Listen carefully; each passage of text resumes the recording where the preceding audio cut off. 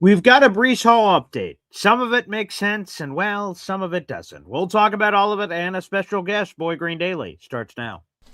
I'm gonna lose my gosh darn bananas. Boy Green Daily starts now. Zoinks! Boy Green Daily, Boy Green Daily, Boy Green Daily. Let's go! Zooey mama. Put your seatbelts on. Get ready for the ride. We're the freaking New York Jets, so we're built for this shit.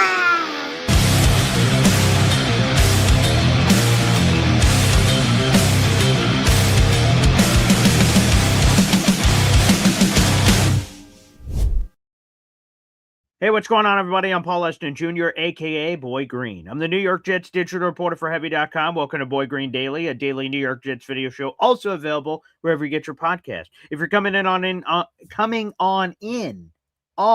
YouTube, that's a bigger tongue twist than I thought. Make sure you guys like the video and hit subscribe. We'd appreciate that out in the audience. We have a Breece Hall topic to get to. We have an article in the YouTube description down below. However, we will get into it immediately here. Let's bring in our special guest, and then we have a lot to get into. It's been a busy week in Jets land. Let's bring in, you see it over my left shoulder, Beyond Broadway Joe, the Super Bowl team that changed football, and we highlighted that earlier this week with a Matt Snell clip, and God rest his soul. We'll have a moment for Matt Snell as well here on the show today. There's a video clip from Bob Lederer calling into our show earlier this week that you guys can go check out, an exclusive here on Boy Green Daily. But let's bring him in. It is the one and only, often imitated, never duplicated, B.O.B., Bob Lederer. What's up, Bob? I do have a twin. Oh, that's true. I've never met this twin, though. So, as far as you know, I have a twin that you've never met. So I need to see this person. We need to meet this person immediately to confirm. It's a scary thought. Each of us has somebody who looks just like us walking around the rest of the world. That's true. Lucky the world. My twin looks nothing like me, but I told you I grew up in Flushing, New York. Yeah. And a few years after I moved to Chicago, one of my best friends still in New York, who also lived in the area in Flushing, called me up one day and he said, Are you in New York? Because I saw you on the subway this morning. I said, what the heck are you talking about? Of course I'm not. Yeah, right. There's a guy here who I see on the subway, and today was like the second or third time I've seen him. He is your spitting image. He looks just like you. Well, a doppelganger, as my wife just said. Yes, that's a good word. Good word usage. So your wife wouldn't even come up with it herself, so thank you, dear.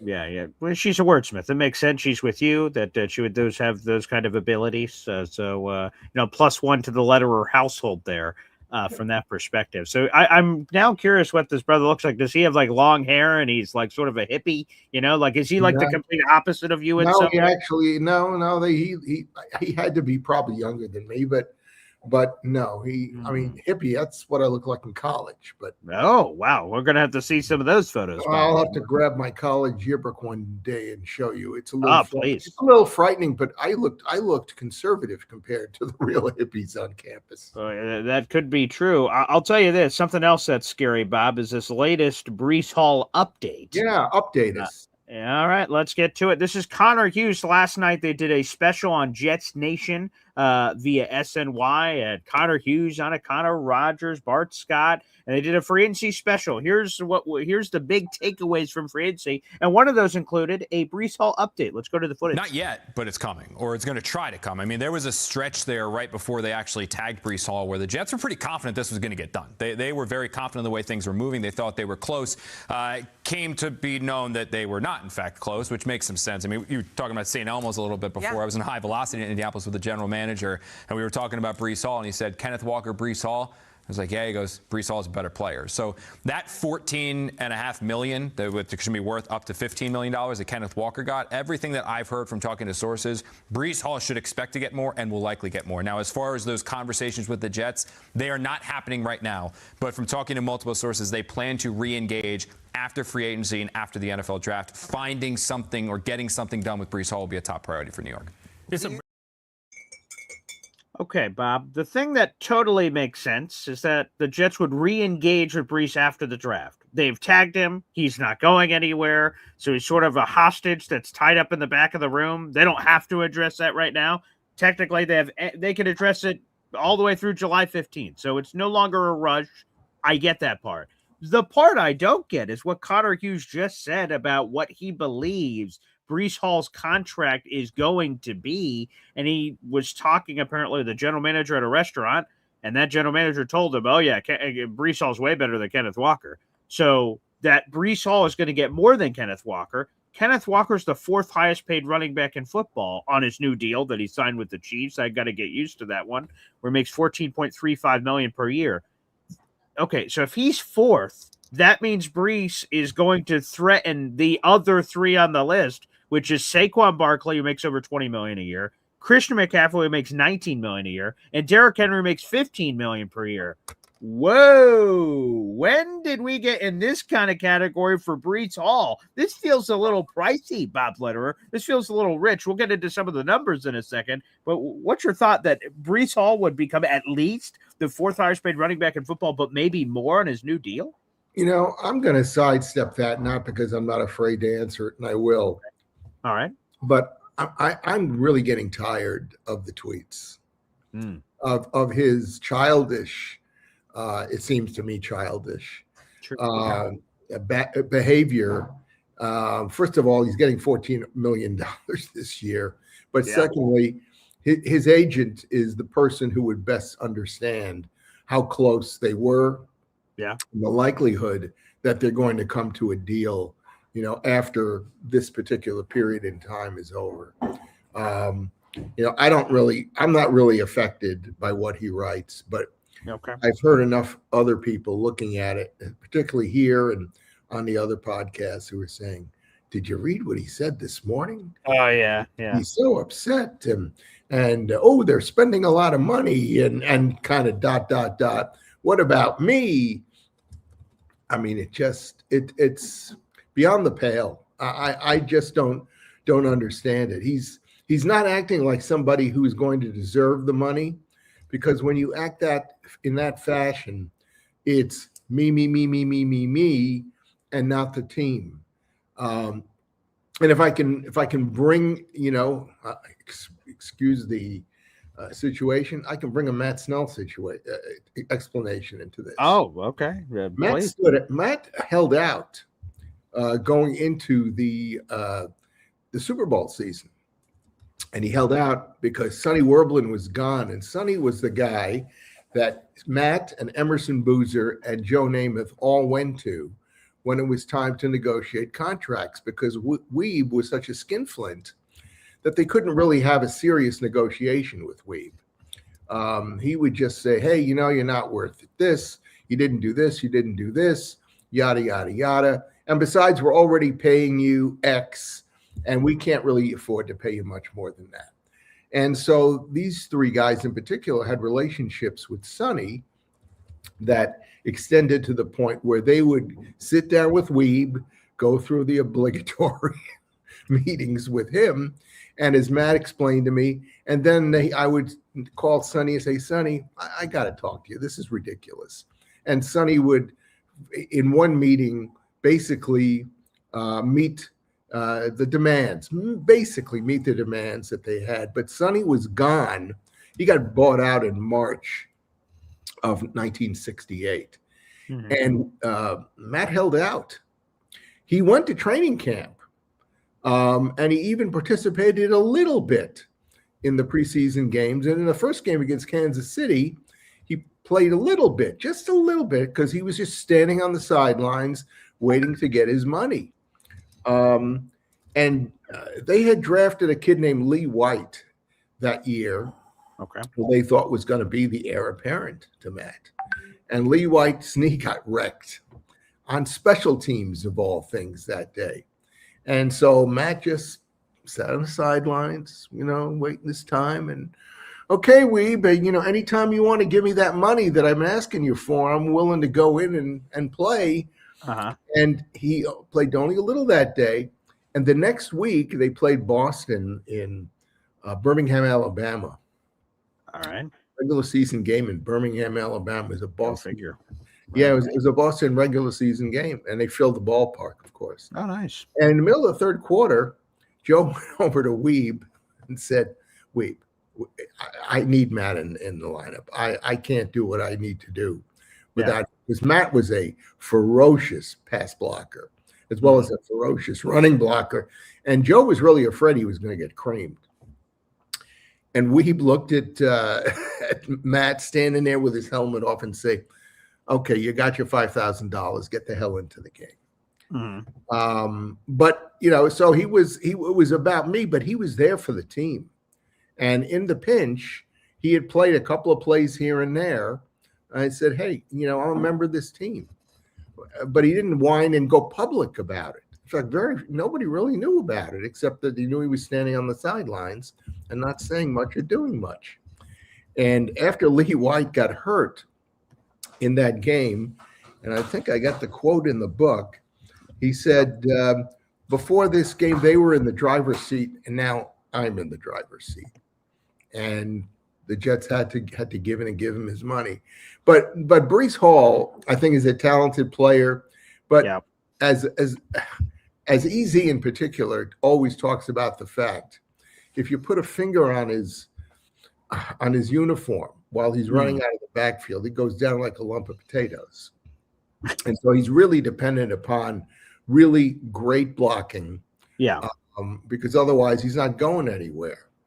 And you know, that's the thing about him that he has to really understand, is that he's part of a cog. He's part of, you know, a machine that we hopefully is going to be an exceptionally well running and smoothly oiled machine. But I'm really getting tired of the stuff. Now, the fact that he's going to get the money, we don't really know.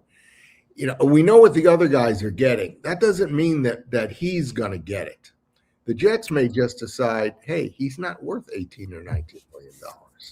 They could, but it sounds like, according to Connor Hughes reporting, that again, Breece Hall is going to get more than Kenneth. If Kenneth is making 14.35, and he says he's getting at least Kenneth, but he's getting more, like he's going to top it. The guy that I don't know if he's getting more than Saquon, who's making 20 plus. I don't know if he's making more than Christian, but he's going to certainly threaten Derrick Henry. Derrick Henry's at 15 million, so that's just barely above Kenneth. Again, so if he's passing Kenneth, he's probably passing Derrick Henry. You're assuming he's going to get a multi-year contract out of this. That's what Connor Hughes is saying. He's saying that's the Jets' top priority. Well, but that's when they were negotiating before all this budget busting, you know, salary things started to happen. And it doesn't mean that because Kansas City was willing to give, you know, Kenneth that kind of money and the other guys were getting the kind of money they were getting, it doesn't mean that the Jets look at Breece Hall and say, you know what? Yeah, he's worth the next 4 years at $19 million a year. Yeah. I in fact, just because they say he's going to get that contract doesn't mean he's going to get it. That's true. Or it may be a contract with a lot of stipulations in it. That's also possible. Could have incentives. I've gone back and forth because of everything that's included with Breece Hall. It's never simple. And I've ultimately, before this latest update we're about to talk about, I was like, okay, if they sign Breece Hall, he's 24 years old, he's one of your better players on the team. Okay, just do it. Fine. You sign him long-term, great, which is long-term is going to be a 3-year deal. He's here. We figure it all out. But now hearing this latest thing of either what Breece is looking for or not, because you go to the tweets that you just said, Bob, and normally I don't care and shouldn't care what Breece tweets, but one of his tweets seems to breathe life into what Connor Hughes said. And it's a since deleted tweet, of course. And I talked about it on a recent YouTube short. So Kenneth Walker gets paid. He gets his 3-year deal, maximum value of $45 million, $15 million per year, basically, but it's a little less than that. A fan tweets at Breece, says, hey, Breece, what'd you make of the Kenneth Walker deal? He responds that Kenneth Walker had slightly better numbers, but because he was on a better team and had better this. But Breece strongly indicated in the tweet that is now deleted that he should be making more than Kenneth. And Kenneth was making what he was making, and Connor just reported what he reported. So it sounds like now all of a sudden there's a couple of different truth things that seem to be happening here. And the thing that makes me nervous is I don't know if I want to pay Breece $15+ million per year. That's a lot of money because look at the other running backs that are above Breece. So Saquon, Christian, and Derek. Now, I will say it doesn't feel fair to compare him to those guys because Christian and Saquon are 29. Derrick Henry is 32. So age-wise, it doesn't seem fair. But if that's the waters that people are saying he's swimming in, then we have no other choice but to compare them. And so I thought the most appropriate thing to compare those people on in terms of the running backs is the last 4 years, because that's when Breece has been in the league. And now Breece wants to get that kind of bag. So I scrabbled together their touchdowns and their scrimmage yards. That accounts for rushing yards and receiving yards. So I thought that was the appropriate way to compare them. Breece Hall, over the last 4 years, has 5,040 yards from scrimmage, and he scored 27 touchdowns. Here are the other three guys that are above him in pay, not named Kenneth Walker, that Connor Hughes suggests that he should be closer to this category.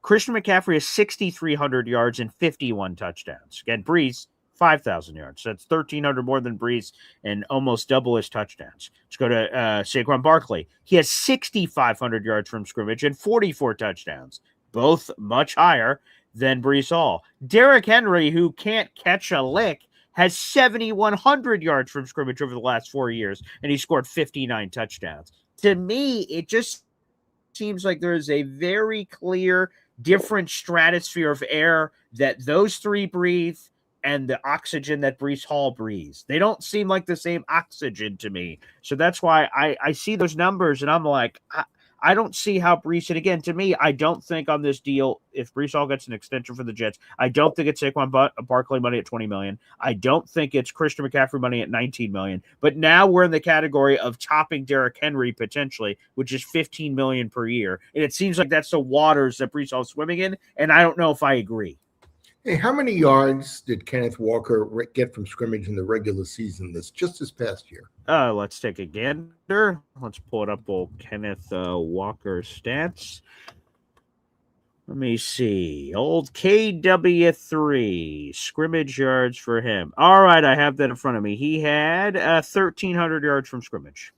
Okay, and how many just on the ground?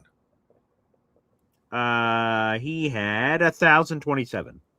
Okay, so that's comparable to Breece. Sure, definitely. Yep. Okay, and Breece decided to sit out the last two games. The last game. He was there in the Patriots. He had field syndrome. Anyway, yeah.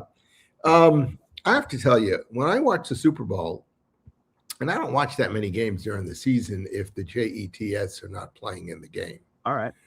But the thing that struck me about Kenneth Walker in the Super Bowl was his acceleration through the line. Now, they made some holes for him, no doubt about that, but they ran some sweeps to both sides, and he just turned on the afterburners and just went right through the line like a jet. And I was impressed, and I kept sitting there to myself and saying, boy, he's better than Breece Hall. He's got an ability to really turn on the accelerant and get going. And that's obviously a different running style. Breece is not that kind of a running style. He's got to find a hole and then he'll slither through. And since he's had his injury repair from 2 years ago, he has not been the same running back that he was when he first started. And that's not a slap at him. It's just a reality. So I don't think the Jets may think, other people may think he's as good as or better than Kenneth Walker. I don't necessarily think so. And then yesterday I was watching you and I heard about you and I don't know if it was EZ or one of the other guys at training camp a couple of years ago. Lou B. Yeah, it was last year. Yep. And every time they threw a pass to Breece in training camp in a scrimmage, dropsies. Mm-hmm. And he wasn't much of a factor in the air last year. So I don't think he's getting close to $20 million. They may just pick up, look, the Jets, as we found out from Jake's interview with Manish Mehta a couple of weeks ago, have negotiators who are not really football people. And they are really tough negotiators, except when it comes to manipulating them about football. So, we'll have to see. On the one hand, I think they may just look Breece in the face and say, we'll give you a multi-year contract, but it ain't going to be for this. It's going to be for this. On the other hand, they may say, hey, your numbers match up well for the season with what Kenneth Walker got. So we can see your point, and we'll give you a 3-year deal just like Kenneth Walker got. I mean, who knows? But yeah, it's a business. It's football, but it's a business. It's a business for him, and it's a business for the Jets. And it's putting a little black eye onto the whole off season, which to this point has gone pretty smoothly. Yes, I would say so. There's some fans and super chats. We'll get them all in here. There's a fan here. I want to throw this up. This is Rob Daniels, 3187. He says they play on better teams. Come on, Paul. Those players, Eagles, 49ers. Hey, every team has the same salary cap, right? As the Jets do, so they don't pay better on other teams. Right. They spread the money around the way they want to spread the money around. And I don't, but okay, so they play on better teams. Let me just say bluntly, obviously, I would agree the Jets have stunk. They have not won a lot. So, yes. Okay, so let me just establish that your point is correct that they play on better teams. But then I say, what's the point of your point? Like, so do the Jets just have to pay more because, well, if we were a better team, he would have different numbers? Like, what? That's the most ridiculous thing I've ever heard. Why would I just give Breece Hall bags of money for things he hasn't done? That doesn't make any sense. I'm sorry that the Jets don't have a better team. I'm sorry they don't have a quarterback. I'm sure his numbers would be better if we had a quarterback or a competent team or a better team, but we don't. So I'm not going to just randomly pay more because we don't have a better team. I'm just saying these are the people he's being compared against. Here's a great example from this week. Okay. Absurd. My son, the Indianapolis Colts fan, sends me a chat 2 days ago. Yeah. And it's a link to Michael Clemens signing with the Indianapolis Colts. There's a lot of detail. I don't know if you saw the breakdown yesterday. It's a very the contract. I have not. No. Yeah, he's getting $3.8 million a year, and the veteran minimum, we looked it up, was like just under $1.2 million. Yeah. So he's getting paid.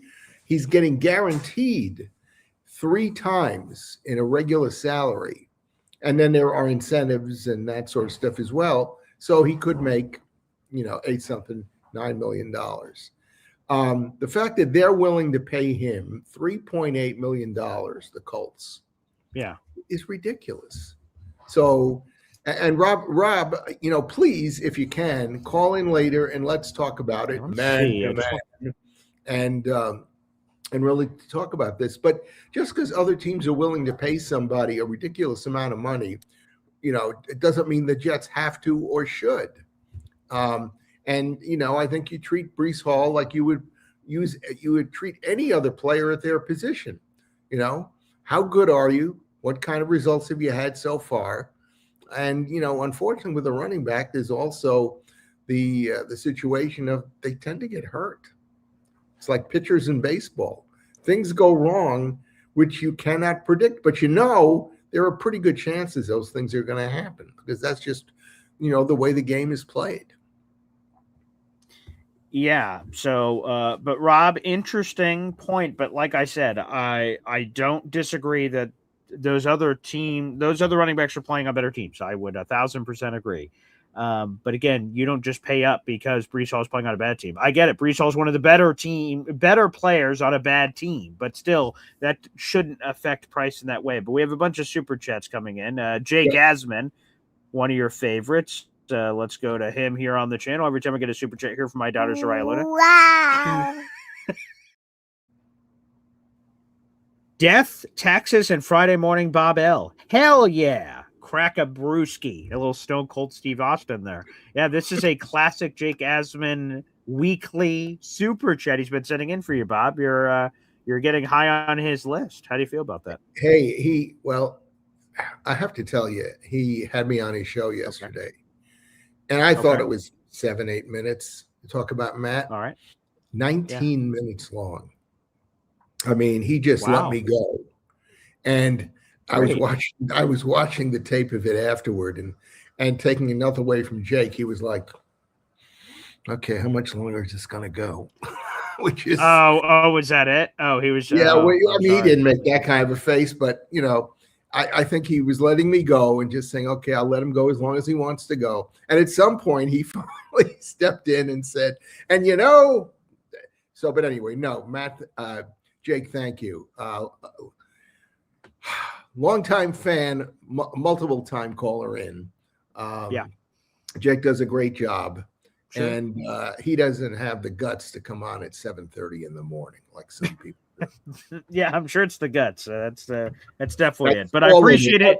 He's got to listen to what you say to prepare for his show at 9 o'clock. Oh well, I'm very. If he factors in anything on what I say, that's quite humbling to factor into the great Jake Asman show. I appreciate those kind words. If at all my topic revs his engine in a place that he would want to share his take on the same topic matter, that'd be wonderful. So, Jake, thank you for the $2 super chat. We've added that to your total. Another super chat coming in from Lou B, that guy you just referenced. Wow. Paul trying to play chess with Muji. Good luck. $2 super chat just coming in here. Yeah, we'll see what's up. I don't think so. To me, let me just make this clear and like I said, my opinion has changed a few times on Breece.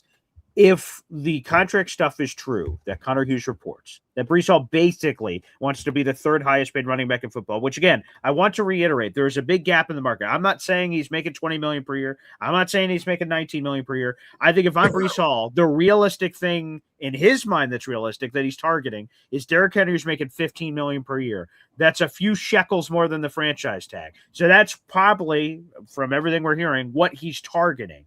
I'm saying he shouldn't because Derrick Henry and Breece Hall are not in the same category.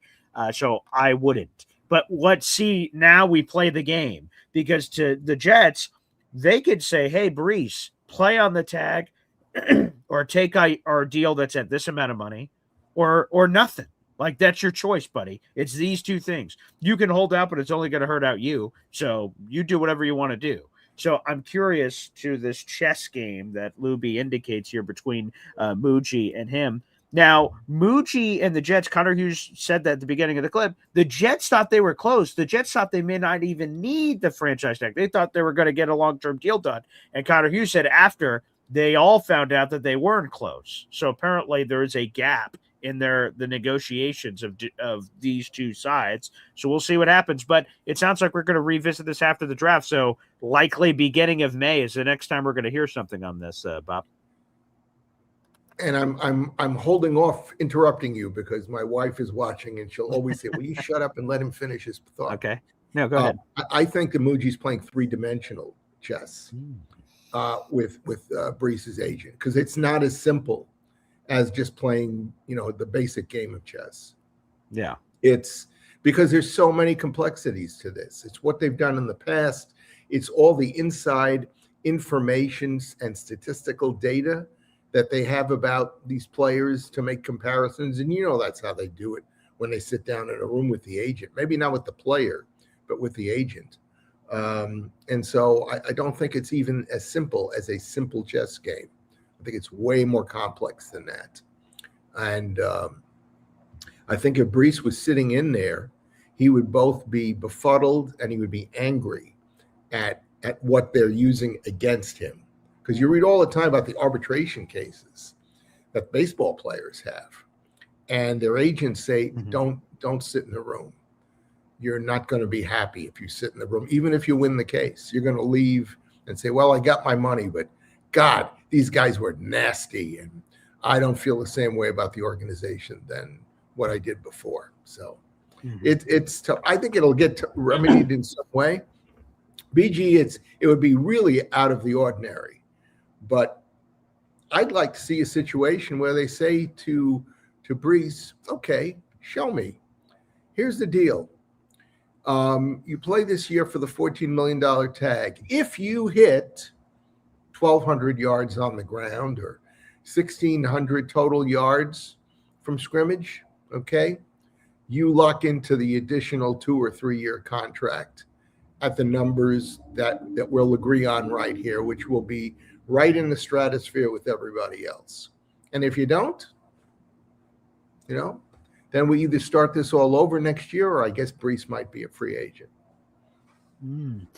I would, if these are the numbers he wants to swim in, I think I dare him. I say, okay, if you think, again, because one of the tweets, I know, Bob, you love referencing Breece Hall tweets here on the show, is that after Breece Hall got tagged, he tweeted out basically that he loves betting on himself.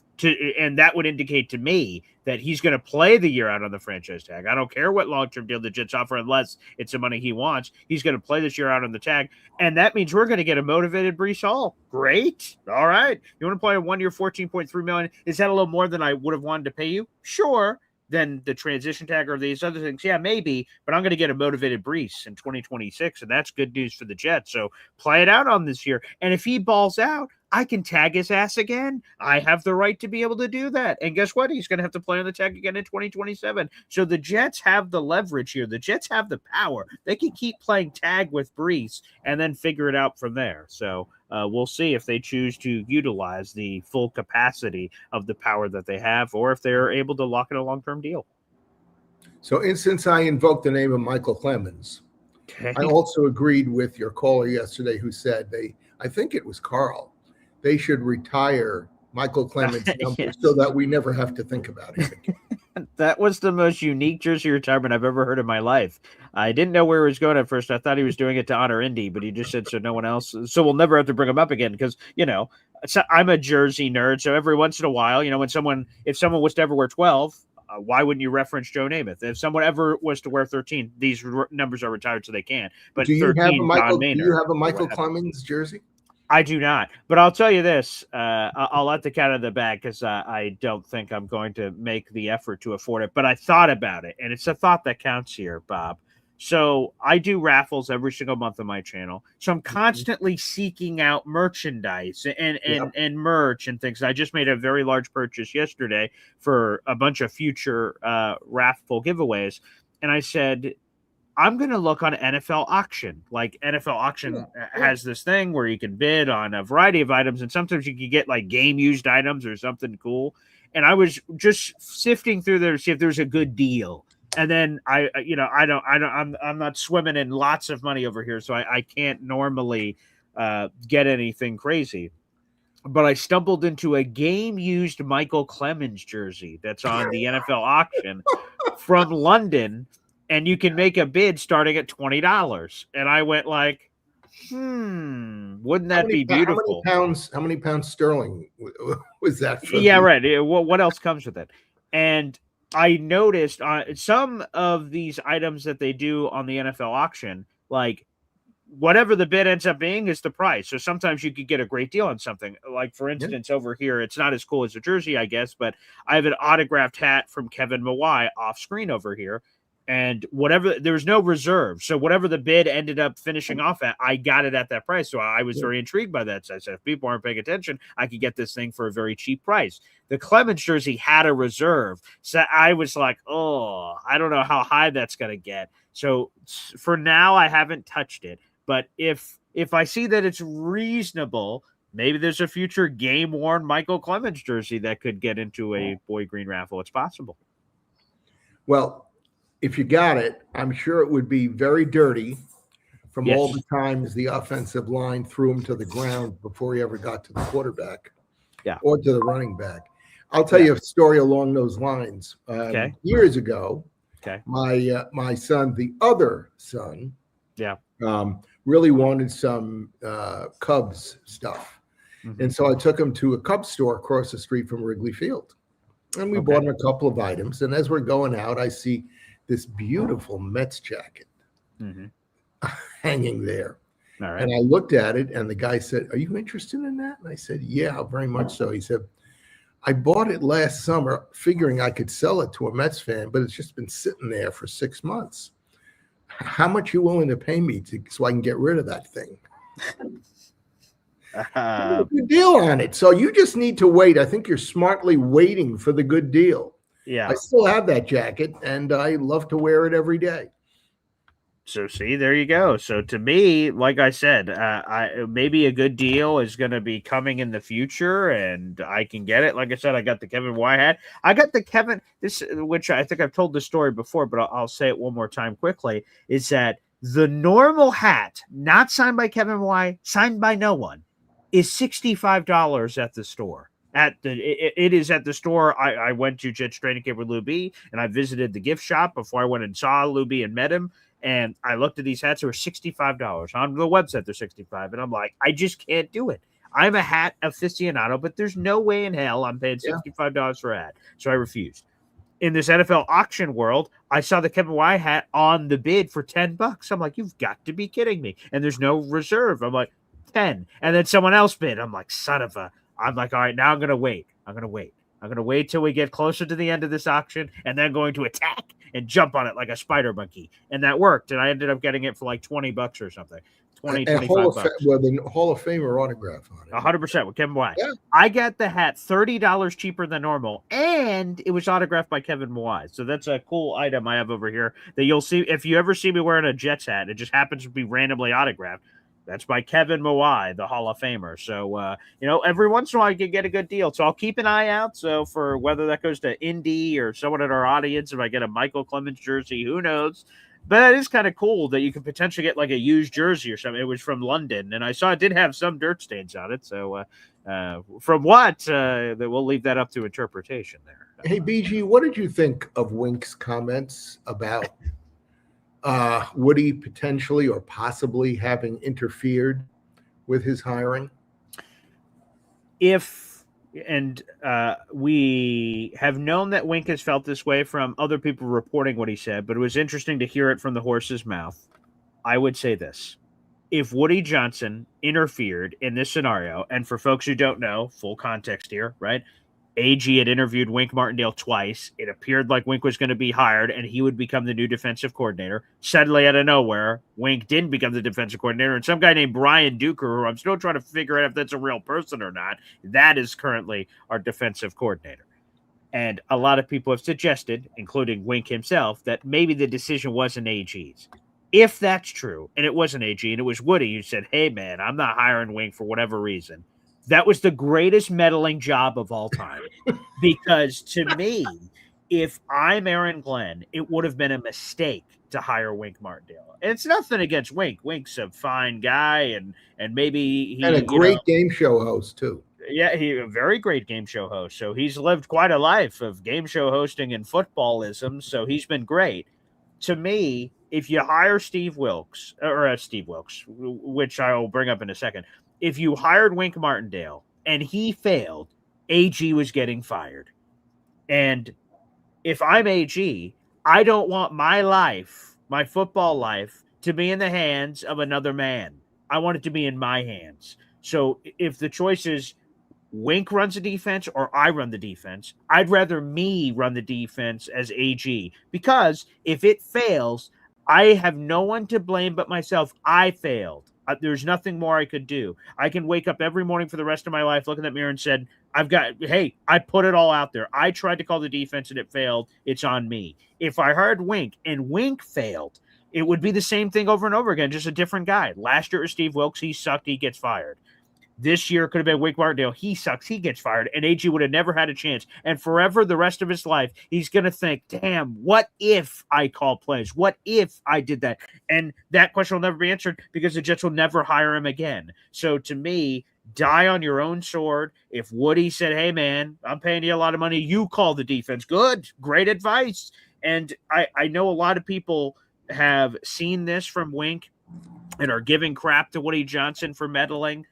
I don't know. We can all talk about levels of meddling. If I was Woody Johnson and I was a multi-billionaire and I own the Jets, if you want to call it meddling, call it meddling. I would be involved at all levels of the New York Jets, and I would be giving my suggestions all the time. And I imagine my employees would say, oh, the boss just strongly suggested this. I imagine a lot of my suggestions would go through. I would probably try to tell him, I'm just trying to share my word here, but my word is not normal word. So I would say, to me, I think that was a great meddling job by Woody Johnson if he did it. And sometimes, things can be sloppy, but the final result is what matters. Like this entire Jets coaching staff this offseason, I think there's a lot of sloppiness, a lot of weird firings late, this, that, or the other. But at the end of the day, when I look at the coaching staff here on March 13th, I'm very satisfied with what has been put together. Even though Woody supposedly, according to the reports at the time, did so because he said, look, I'm paying you, AG, this, whatever it is, $12 million a year, supposedly, or whatever.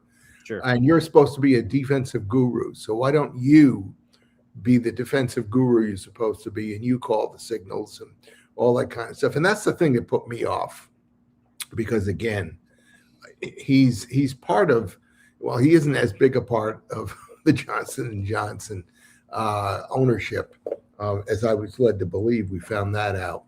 But still the financial meddling. But I guess I'd rather have him meddle financially than meddle and say, well, I don't think Wink Martindale would be a very good defensive coordinator, which is not what he said or not what he did. Right. Yeah. So anyway, we'll see. But it was a very interesting thing that Wink would choose to speak out. And I wonder what that does to the rest of his career, having, kind of stepped over the line, I think. Well, Wink, I don't know the man personally, but I've heard him by reputation. He's got a big mouth, and he likes to say, and that has helped him in his career, that has hurt him in his career of going out and about. AG, again, painted a very different story, right? When AG was speaking at the Combine, he was asked about the whole Wink mess. He said, hey, man, I told Wink that I was calling the plays. He was totally cool, totally copacetic. He was great with it, and it was my choice. And I to be candid, I think that's bullshit. There's no way Wink and his massive size ego. It doesn't fit, because he went down to Sonny. He went down to Woody. Yeah. To just tell him what he was planning to do, and it was at that point that AG was decided or was told, you were going to call the signals because you're such a defensive guru. So he basically was told, you can't hire Wink, or you can't hire him for $5 million a year, which might have been the asking price. Okay. Right. I don't know if he would say you can hire him if you can get him for half of that money or whatever. So the explanation doesn't hold water, in my opinion. But, let's see. I mean, they've made so many interesting defensive additions this week, with more to come in the draft. I would imagine that, they're going to have a completely revamped defense and defensive philosophy and structure, and people running the show, between the new defensive linemen and getting their linebacker back for the third time. Yeah, it's going to be interesting, and it's going to be a challenge, but it won't be the same as we've always been. It won't be. And again, the last piece on this Wink thing, I just think Wink has too big of an ego. I don't think Wink would have done a role on the Jets where he wasn't calling the plays. And quite frankly, to even suggest that as a possibility is ridiculous. Brian Duker, okay, he's a no-name AG, stooge, like, with all due respect, and lieutenant, you can use whatever word you prefer to use. So him being the guy to do all the organizational things that a defensive coordinator has to do throughout the week, and AG calls the plays on Sunday, that makes sense. Brian Duker would do that. That doesn't make sense that Wink would have done that, which again, I'm cool with the result. The result is that AG's calling the plays. I think that's a good result, and let's hope for the best. Let's hope that it ends up working out here. Everybody, we have 500 people in the room. Like the video, hit subscribe. Appreciate all the support we've had on the show throughout the week. A lot of breaking news. It's been a very, very busy week in the world of all things New York Jets and free agency. I'll throw this out here, Bob. I'm not sure if you saw it. It just became official, I guess, yesterday. Did you see the Charles London news? No. Which lucky quarterback is going to be getting his guidance? Well, here it is. Don't tell me Baker. Who is your guest? You said don't say it too. Don't tell me Las Vegas. No, it is Drake May, Dirake Maye. The New England Patriots have hired Really? Charles London. I just wrote a piece about it this morning. As and, what? that title is TBD. They have not officially announced the title. They just officially announced that he's hired. So we'll see for specifically what role. I would assume for the last 5 years he's coached quarterback, so I would assume it's something in that realm. Now, again, I just want to say this. Charles London, an incredibly hated coach with the Jets, and for good reason. This guy is a college football running back who had for 16 of his 21 years of coaching. So he played running back in college at Duke. His playing career ends. He immediately gets into coaching in 2004. He's been coaching football for 21 years. 16 of his 21 years have been spent around running backs. Boy, obviously that makes sense. Running back, coaching running back. Yes, of course.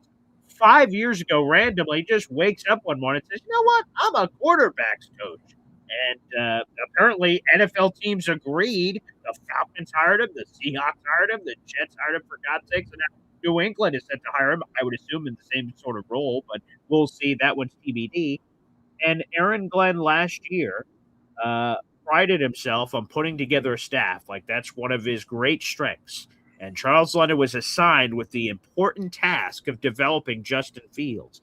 And I included it in my piece, quotes from last year. Aaron Glenn had all these things to say about, we're going to let Justin Fields play quarterback. We're going to get more to Justin Fields than anyone has ever gotten out of him before. And quite frankly, the opposite happened. I don't think a coaching staff has ever gotten less out of Justin Fields. He appeared in 9 games last season. 4 of his 9 games had 60 passing yards or fewer. They took football back to the 1940s, and no, that's not a compliment. So I can't. So Charles London, of course, is this hated guy with the Jets, and people celebrated his firing. I don't, it is what it is. I don't like, to celebrate when people get fired, but obviously he was inadequate for the job, and now he goes to the New England Patriots. So I'm not sure how to feel about this, but Patriots, good luck. Well, so, unlike AVT, I think we can say goodbye and good luck. And in fact, he was so bad. I don't think any quarterback has ever regressed to the point that Justin Fields did. And seriously, you have to wonder how he made it through the season as Fields' problem grew and grew and grew.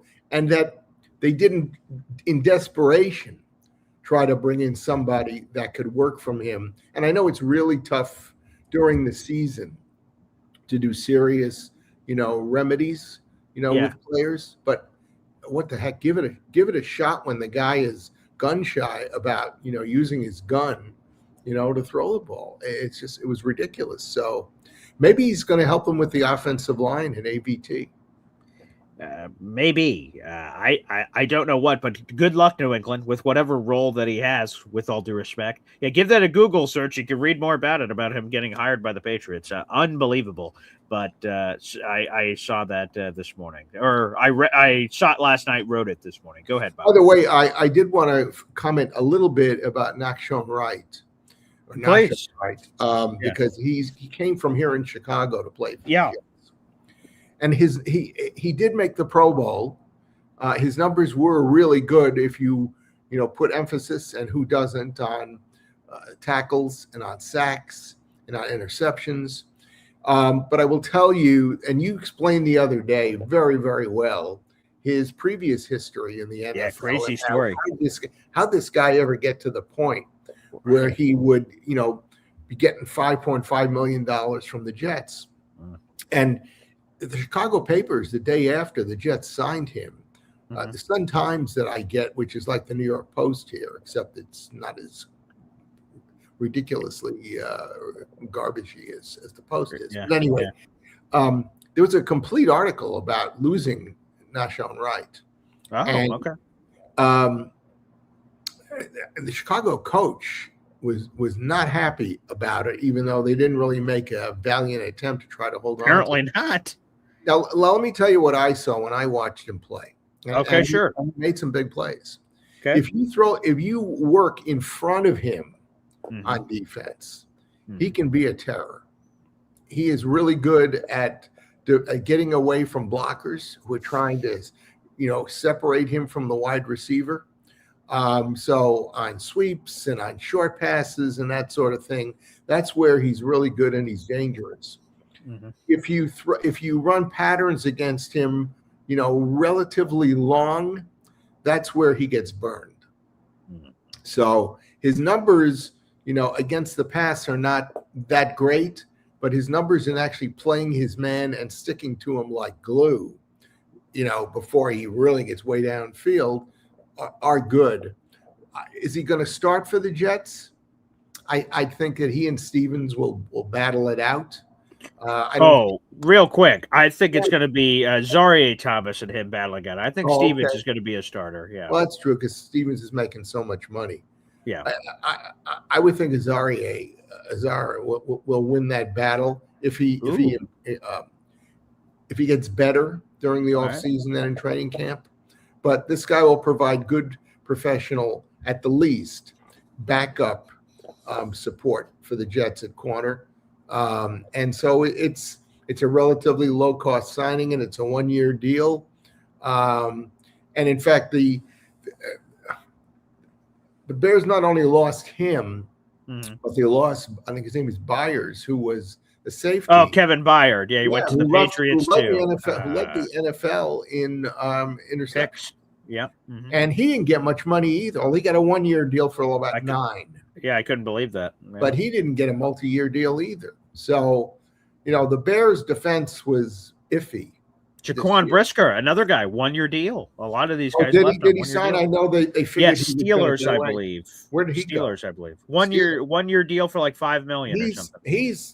I think of the three, he is really the guy that would have been the keeper, because although he was injured quite a bit, when he played, he was pretty darn good.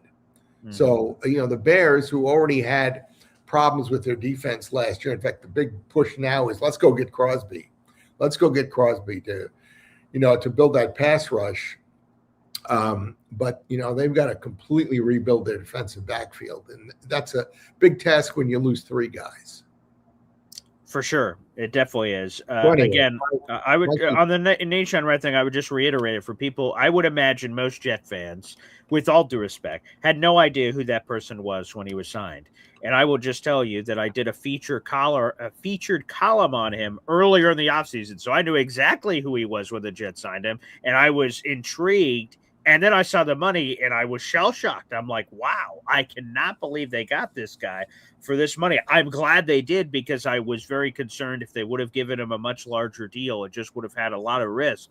But, hey, the Jets need to improve competition at quarter. They certainly did that. Let the best man win. If it's Zaire Thomas, Jet fans should feel great that their third-round pick won a starting job, and let's see what the kid has. If he loses, okay, the Pro Bowl corner is going to be in front of him on the depth chart. Great. One last thing about Nahshon Wright. Sure. That is, the Bears had a big day after Thanksgiving victory over the Eagles. Yeah. In fact, they thrashed the Eagles that day. Ah, nice. And in the post-game ceremony, Ben Johnson gave Nahshon Wright the game ball along with several other players. And he said out loud, Nahshon, you should have gotten the game ball the last 3 games that we've played. And somehow that got overlooked. So, here's a game ball for today. That's how well he played, straight through the season. Yeah. So let's hope that the Jets, get the 2025 version of him. Yeah, and like I said, if you guys, I won't repeat it here, but he has an incredible story of how he just bounced around the league and was almost out of the league. He was almost, if you went through a McDonald's, you might have seen him there, because he was on his way out of the league. He had 3 starts through his first 4 years in the league, and then you never know when someone gets an opportunity and can seize it and make something magical happen. And he'll have a chance to prove that last year was something and not just a blip on the radar. If he proves it was something, he's going to get paid by the Jets or one of the other 31 teams in the league. So good luck to the young man.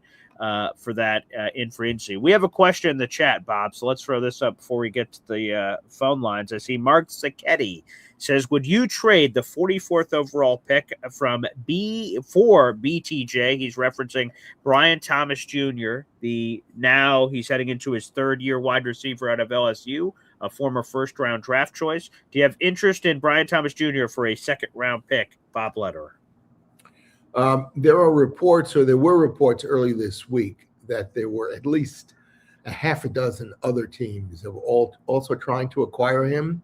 Correct. And you probably saw what I did, which was as of yesterday, Wednesday, I think it was, that the Jaguars actually said out loud, he's not available. We're not trading him. Yes, so I heard Gladstone, their general manager, said that. Yeah. So what I trade for him, he had. I called in the other day, and he had the dropsies for some reason. He did. Yep. And that's why he didn't have the numbers his second year. Now, that since he has such a great year his first year, and then develops the dropsies, doesn't mean that you can't fix that. Sure. So yeah, I'm concerned now because as everybody has conjectured the last couple of days, I think they have to draft a guard, and a damn good one. And I also think we all know they need a second wide receiver. So what happens with number 16? And unless there's a really good offensive guard available, maybe not the kid from Penn State, somebody else, maybe they get that pick at number 33. I don't know, but I think they need to fill all three of those positions. The guy they signed from Las Vegas, and you did a great interview yesterday. And thank you. And it was really insightful. And it's too bad he won't make the trade with you. I know. It was such a compelling. I was so nice. I took him out to a nice dinner. I got him champagne to the table. I mean, I laid out the red carpet. And you had more. You were ready to give him as well. Yeah. He's too selfish. Quite. He's a great guy, and I'm glad you've got a good friendship, but just very selfish. I'm not interested in a guard who is probably best described. Well, he's flexible. He can play three different positions. Yep. Yeehaw. We got one of those guys. He's playing center for us right now. I don't want a guy who's an average guard in the league. Yeah. I don't know if giving up 6 sacks for the year is terrible for a guard or not, but that's what he did. But that kid from Penn State is supposed to be somebody you can slot right in immediately. And not only that, but the guy is probably going to go to the Pro Bowl.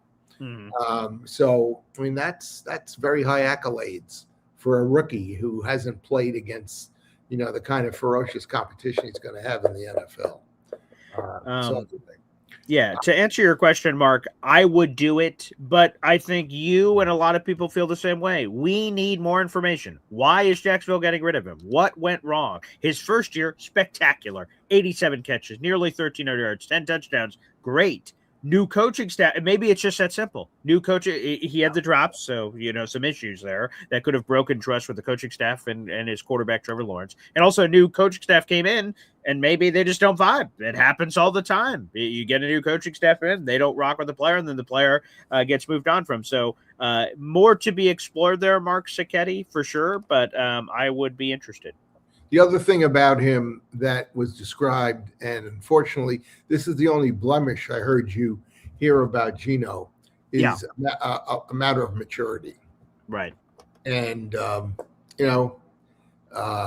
it's more concerning to me about Geno because he's not in his 20s anymore. He's in his mid-30s. And this kid is, 23 years old or something. That's correct, 23, yeah. Anyway, that's the other, a blemish. Of course. Disability. All right, let's there's another topic I want to get to before we get to the phone lines. But before we do that, I see a membership has been gifted from the audience, baby. Frankie jumping in the mix. Very much, Frankie. You're officially on the bingo card here for raffle tickets, which we appreciate, Frankie. Thank you very much. That membership went to Ozzy Fullers. You're now a member to the Boy Green Coffee Club. And by the way, quick shout out. Again, we keep reaching milestones here on the show, which I am, again, very appreciative of. We have just reached it, so let me hit it. We have reached 8,470 subscribers, Bob Lederer. So let's go. A new milestone has just been hit live here on the show. Let's go. Let's hit it. 8,407. Kevin James. I just got three things to say. God bless our troops. God bless America. And gentlemen, start your engine! All right, sorry about that, Bob. Kevin James okay. rudely interrupted you there. I don't want to think small about 8,480. Come on, guys, let's get to 8,500. Ooh, that'd be great. Let's take the big jump. Come on. Okay. Yeah, we need another 30 people to jump to 8,500. So we're looking for 30 people out in the audience. Very doable, BG. Okay, I think so. So again, folks, if you're watching the show and you want to subscribe, that's youtube.com/@boygreen25. We have 500 people watching across our social media platforms, Facebook, YouTube, Twitter. Special shout out to the people that rewatch the show that don't watch it live. You guys are much appreciated. And our audio-only listeners, which quite frankly is the roots of this show, baby. So we are 30 away, as Bob says. Let's just jump to the next level, baby. 30 away from 8,500, which means we'd just be 1,500 away from my ultimate goal from a couple of years ago, getting to 10K. That would be pretty friggin' sweet. So, Frankie, thank you very much. And I see we have a super chat here from Frankie, the old double dip. Wow. Sweet Caroline.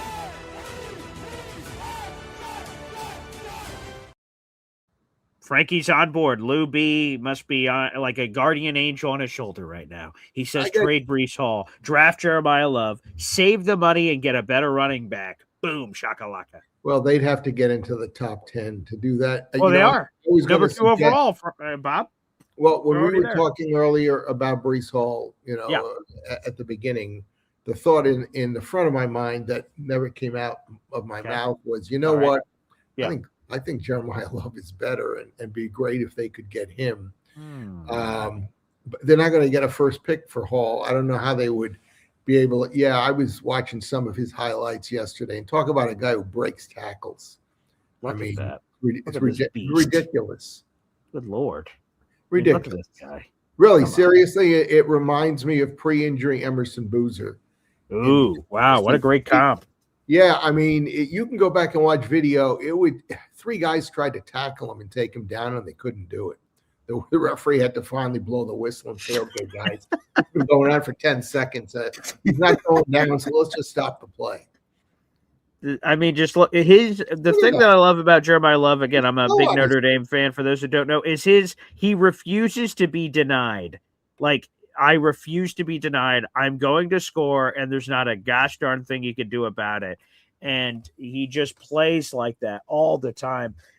As a Notre Dame fan, I've seen it a lot. I got to see it in person last year for the first time ever going to South Bend. You walk by, there's this very traditional thing that's been happening at Notre Dame for a long time. The player walk through where you all line up forever for miles, and they're walking through, and they're all dressed up and everything else to the nines. And me and my pop were right next to Jeremiah Love as he passed us. And then we got to see him on the field a few hours later, running 80 yards to the house and destroying poor Syracuse like 77-6, and Jeremiah Love had like 200 rushing yards. It was beautiful. So, hey, after seeing this money today, all the Breece Hall stuff, Frankie, I have never been more on this plan than right now in this moment of trading Hall to whoever for, relatively speaking, whatever. I'm not saying just get rid of him for a 7th. Get a legitimate deal.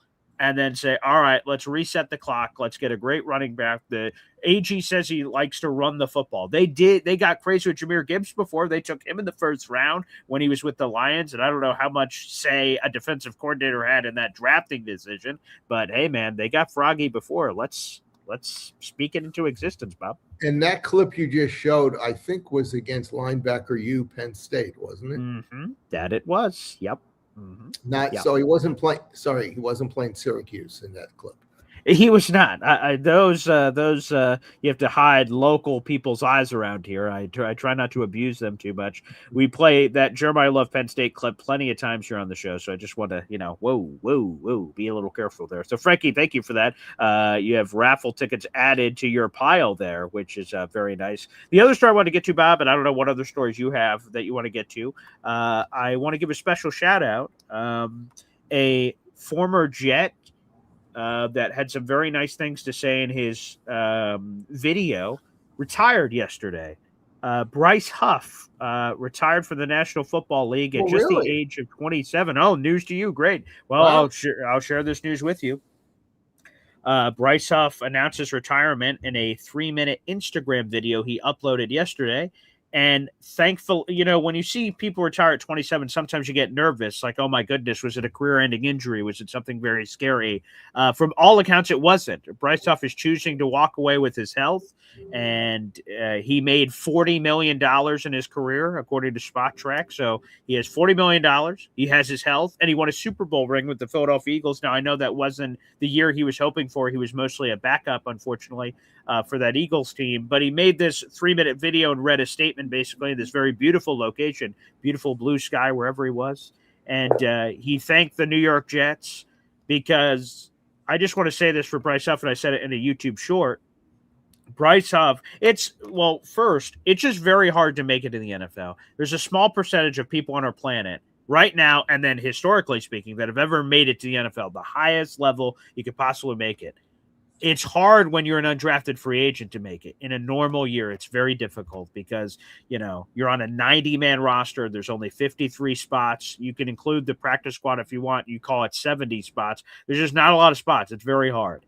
Bryce Huff, and it's of no fault of his own, when he entered the league, he was in the middle of a world pandemic. So an undrafted free agent, world pandemic, you couldn't scout, you couldn't meet with people the same way.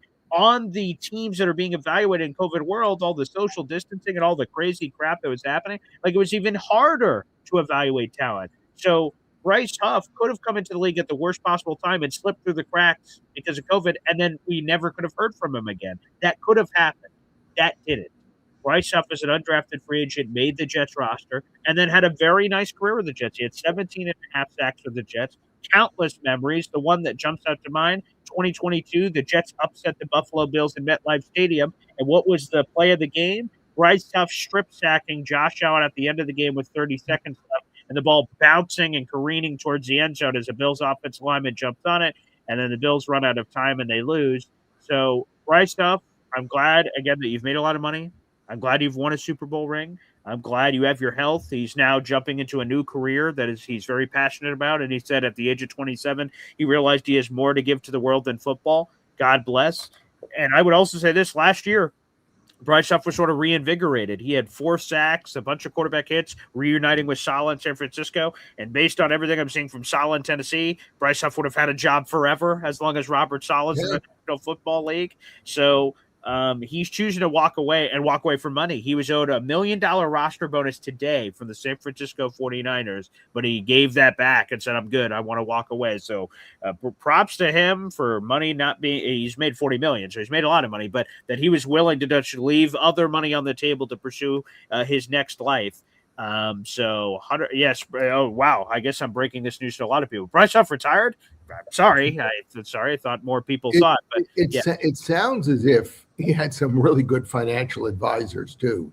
Because if you made $40 million, for the last 5 years, okay, you shouldn't have to ever work again. Yes, of course. Right. Yes, obviously. But a lot of guys obviously fritter their money away on sports cars and houses and around the world vacations and that sort of thing. So, but tribute to him that you can walk away while you can still walk away with all your legs and arms working. Yeah. By the way, I just dropped in the YouTube chat. So again, my apologies. I assumed everyone had seen it. So it happened yesterday afternoon. We we reacted to it at the end of my Boy Green Meets Woody show, but I just put it in the chat. I wrote a story about it yesterday, and you could see what he said. I transcribed his quote that he had about the Jets and the very nice things he had to say, recapped his Jets career and his journey. You guys can read that a little bit. And again, I'm so happy for the man that, again, he's walking away with all that stuff. And again, he has something, he's starting a new business to help the world. So again, he's got a higher calling here. So good for Bryce. So again, I just remember him fondly. I remember his time with the Jets. And also, here's another nugget. I didn't mention this, but it came off the Jets. After his run with the Jets, he said he wouldn't give them a hometown discount. Some Jet fans were upset by that. I wasn't. Hey, get your money, man. You could only be in the league for so long. He became the and this is a historical nugget that stands to right now. We'll see how long he holds his title, but he'll have it forever. He is the highest paid non-quarterback undrafted free agent in NFL history. So, again, he was an undrafted free agent, non-quarterbacks, because quarterbacks make all kinds of crazy money. When he reached free agency, he signed a 3-year, $51.1 million deal with the Eagles. That's the most money an undrafted free agent player has ever signed for. That's a non-quarterback. So, tip of the cap to Bryce Huff. What a remarkable career to turn that into something. I got two quick things other than that I just wanted to drop. Please. Yeah. Number one is I owe an apology to Woody Johnson. Okay. Because for all the time that you've been gracious enough to have me on as a guest, and we've talked about Matt Snell, as I disclosed to you on Wednesday. I actually found out on Wednesday morning, the day after Matt died, that Woody Johnson did reach out to the New York to Matt through an intermediary who was Matt's best friend, Gary DiFilippo, and he said, I want you to tell Matt I will do anything to get him back in the family.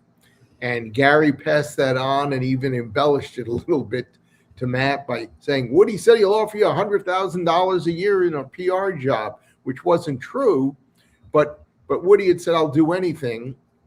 And when Matt heard $100,000, he went, ho-hum, I'm not interested.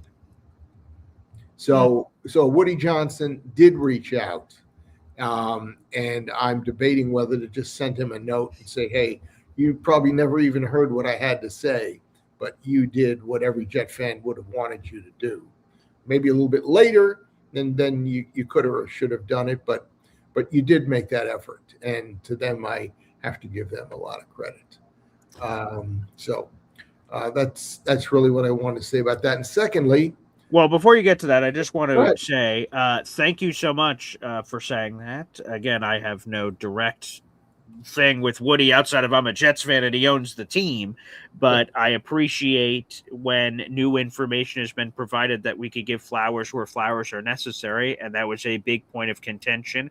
It makes me, I still feel for Matt Snell, who passed away at the age of 84, and his family that are now continue to grieve the loss of Matt Snell. So I'm not happy about that. The only thing that I am satisfied, I guess is the word, is like that Woody attempted to do anything and everything in his power to try to bridge this, because for a long time, right, Jets fans' perspectives are, oh man, the stupid owner, he's not doing what's necessary. And now Matt Snell's passed away, and I saw Woody was receiving some hate on social media for not doing what was necessary to bring them together, and Woody hasn't said a thing. He's like, hey, man, he apparently did this in silence, right? He didn't write a story about it. Hey, I did everything I could. He didn't. In silence, he attempted to fix it the best he could, and he couldn't. And so that's it. So, yeah, massive props to Woody. And finally, Alon, where are you? Yeah, seriously. Where is Alon? What the hell happened to the guy? We need you to call in. Yeah. The rumor is he's not calling into anybody's program. I don't know why. Okay.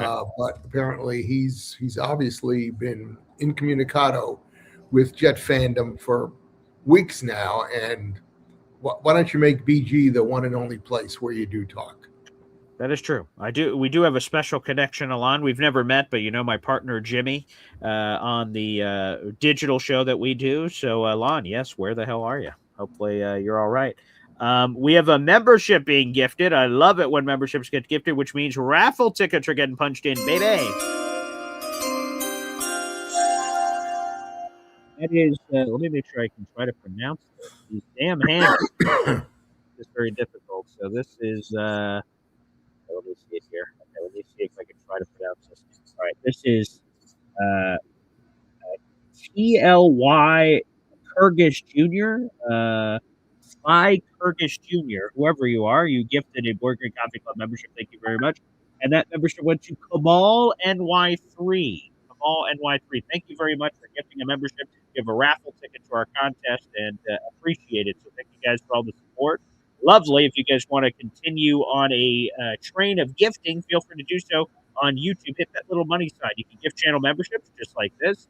You can send in a super chat question. We've had a few of those on the show. Appreciate it. Super stickers. Still unclear exactly what that is, but appreciate the support nonetheless. And finally, make sure you guys join the Boy Green Coffee Club or the Espresso Club. We are coming up later this month. Will be our next Espresso Club meeting, and it's going to be a real hoot. So hopefully you guys can be a part of it. Again, we have 2 YouTube membership levels. If you're out there in the audience, $2.99 and $5.99. $2.99 is the coffee club. You get a loyalty badge next to your name, access to our custom emojis. All of those are made by Jets Worldwide. Our friends Snowball and Johnny Boy hooking up all those emojis you guys can use. Several of our callers, historically speaking, are immortalized in emoji form. Early access to new videos. Last week, you guys got that Trevor Sikkema interview from Pro Football Focus, which I really enjoyed. You guys got that before the general public, and we'll have more big interviews coming before the draft, so stay tuned. That's one of the perks. Remember, shout-outs, priority replies. And again, for the Espresso Club, the cool thing is members-only content. That's stuff that you see that no one else ever sees. So members-only shorts, and at the end of every month, we do a Espresso Club meeting, and the last 2 meetings have gone over 4 hours. So it's a special live show just for you guys in the audience talking Jets, family, anything and everything. And also, one last perk. For if you join the Espresso Club, which is $6, you get 5 raffle tickets to our contest, which is monthly giveaways. Raffle tickets are $3 a piece. That's a $15 value, but for the $6, you get it cheaper. And as long as you remain an Espresso Club member, you get those raffle tickets every month for the rest of time. So you'll be in every single raffle, and you always get a discount plus all the perks of the membership group. So if you want to join, it's in the YouTube description down below. Click join, or just hit that join button that's also on your screen. So a big salute out there to the universe. So Bob, man, it's we've had quite a show so far. Bob. And let's get on with it and see what everybody else has to say. Here we go, baby. We're going to open up the phone lines here if you'd like to call in. Again, we have 500 plus people in the room. Appreciate that. If you'd like to call in, now is the time to do so. That pinned comment will be exclusively on YouTube. If you're on Twitter or Facebook, got to hop on over to YouTube. That is youtube.com/@boygreen25. And the phone lines will be open after this brief message. 1, 2, 3. Whoa! Boy Green, fucking daily, fucking daily, fucking daily. Talking Jets football, man.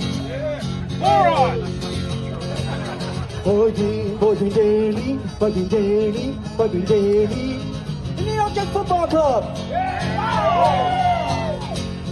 Offense, defense, special teams, watch Jets football with Boy Green. Everyone, J-E-T-S, Jets, Jets. Boy Green, fucking daily, fucking daily, fucking daily. Talking Jets football, man. Boy Green daily, fucking daily, fucking daily.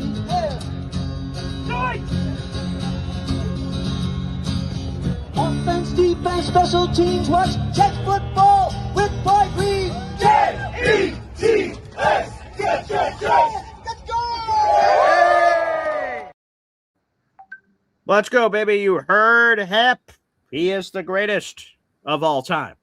And you heard it there. By the way, we're now 29 subscribers away from 8,500. So keep it going, baby.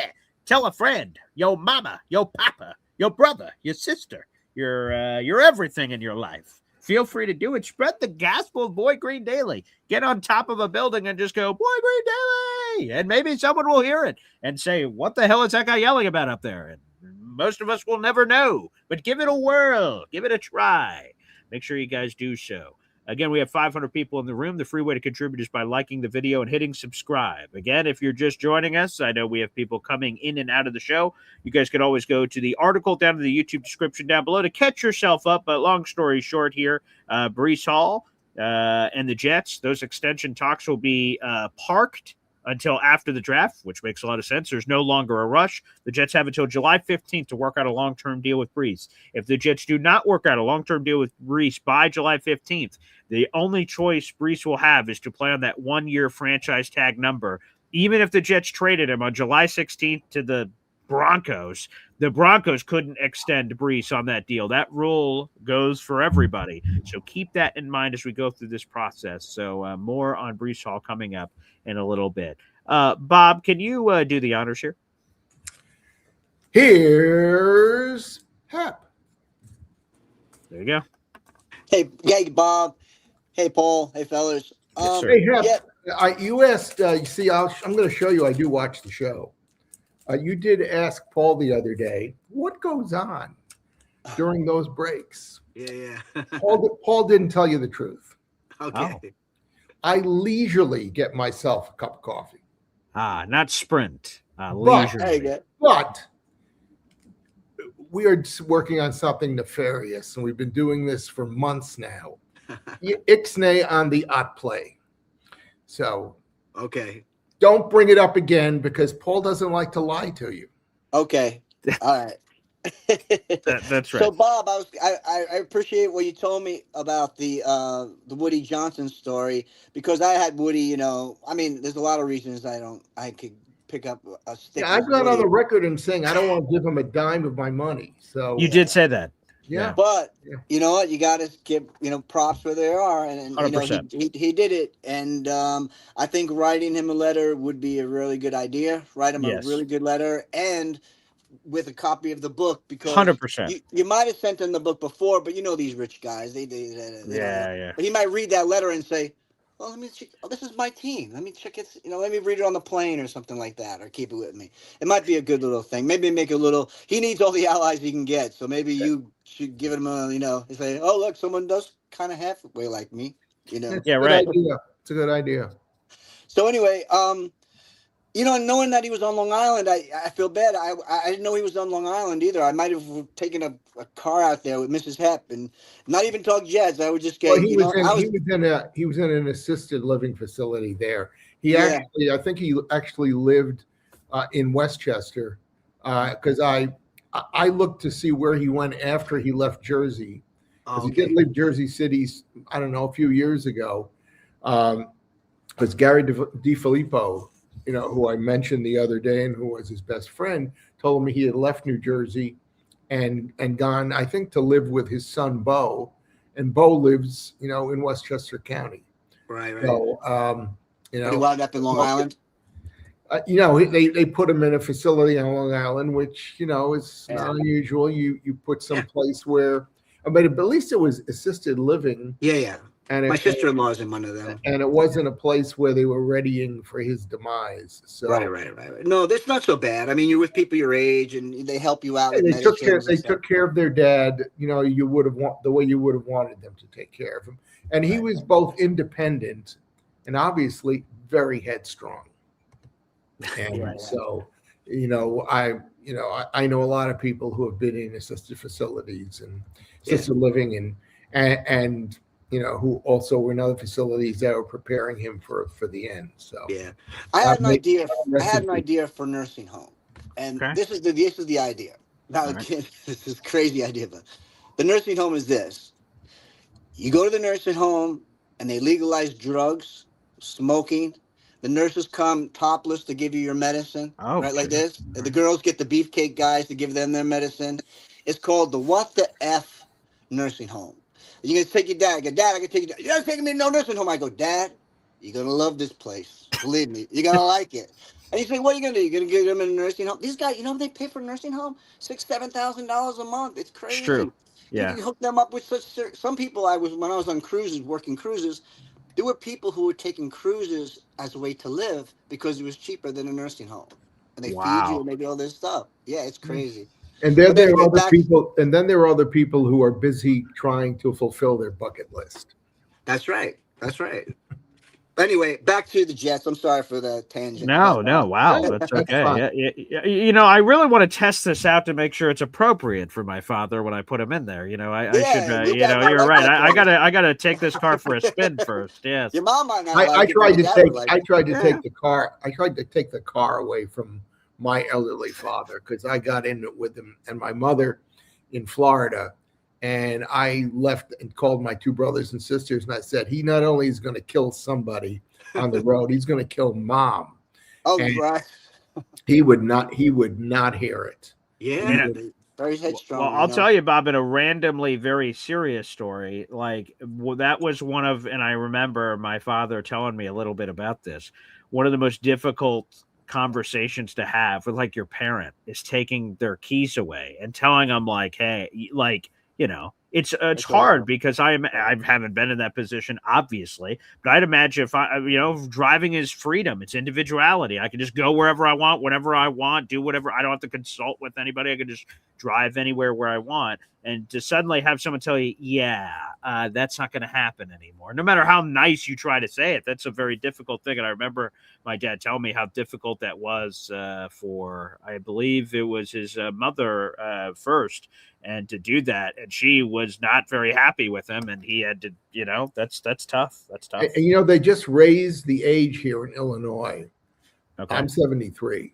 All right. All I have to do every 3 or 4 years is take a vision test.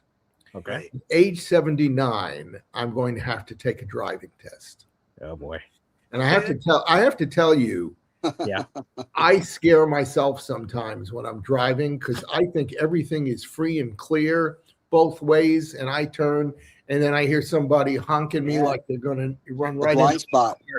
And it sends a shiver like, what is happening to me? I've never had that happen to me before.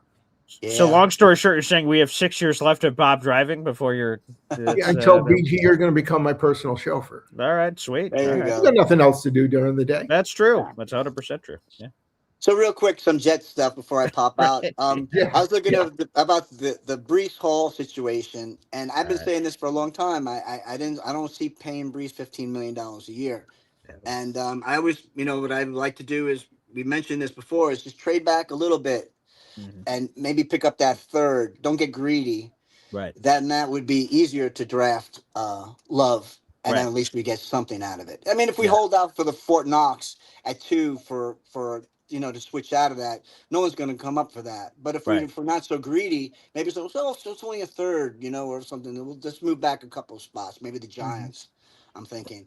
And then if we get Love, then, that helps our defense too, because we hold on to the ball.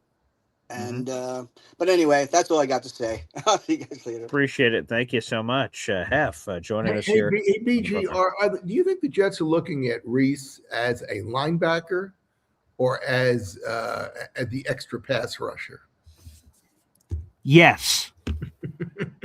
Yes, just the answer to that question, Bob. I think if the Jets were to take Arvell Reese, I think it would be the versatility, the fact that they can play him in things. Now, again, not that the Jets give a flying hoot what I have to say, but my words of advice to the Jets would be, I want Arvell Reese, if he's the guy, to be good at something, because there's a jack of all trades, master of none feeling sometimes where someone could do so many things, it overwhelms you and he can do nothing. Again, these aren't the same player, obviously, but this is one from my recent past. I got to see him play in person several times, and he'd be in the opposing locker room. Isaiah Simmons of Clemson played every position on defense that could possibly exist, was a top 10 pick of the Arizona Cardinals, and they were just overwhelmed by the million ways they could use him, and they didn't just find one way to use him. He flamed out, and he sort of just bounced around the league as a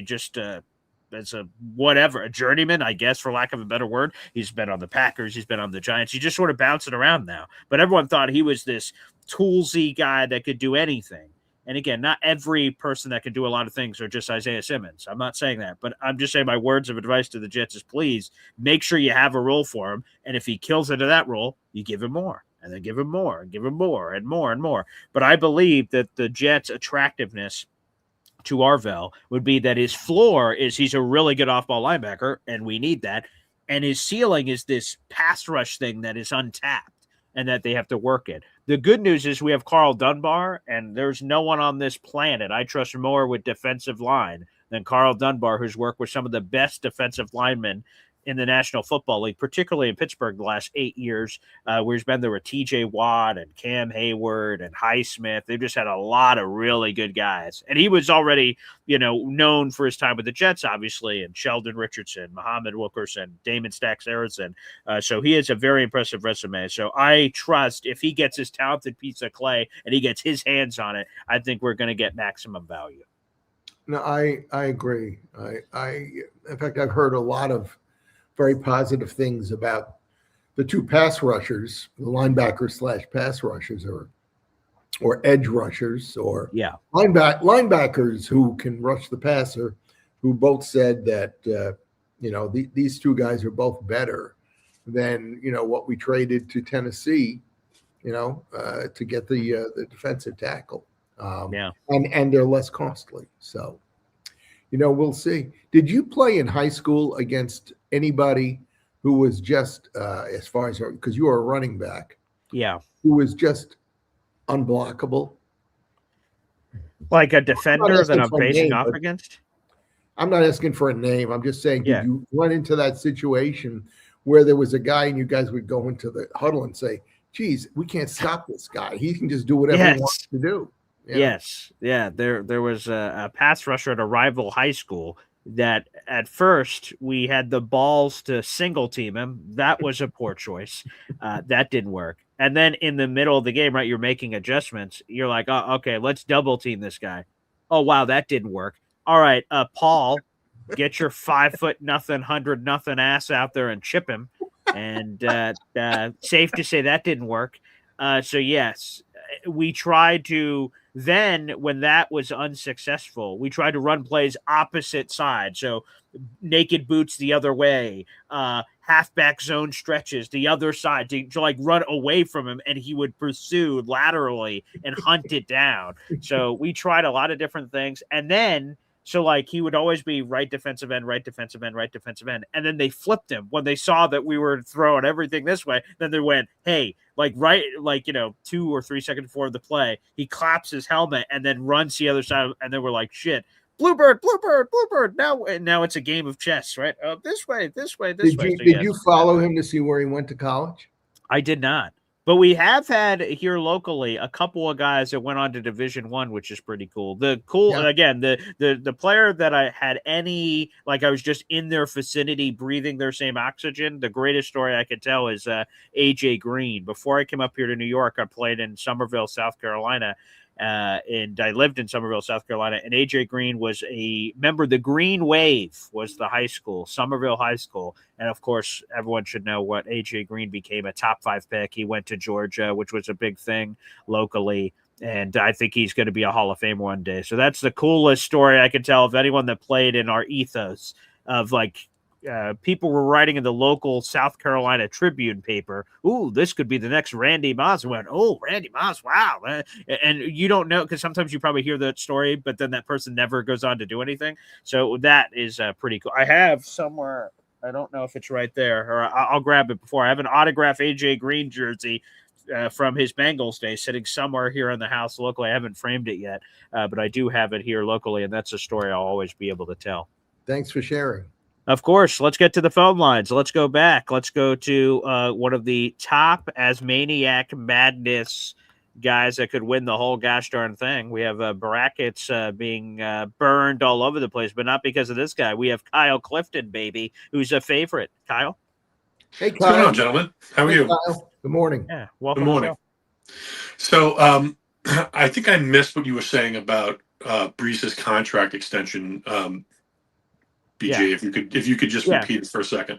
Yeah, 2 things here that are of note. One, the Jets are holding off to talk to him until after the draft, which again totally makes sense. So the timeline is no Breece Hall contract update is going to come for the next 6 weeks, basically. So that's number one.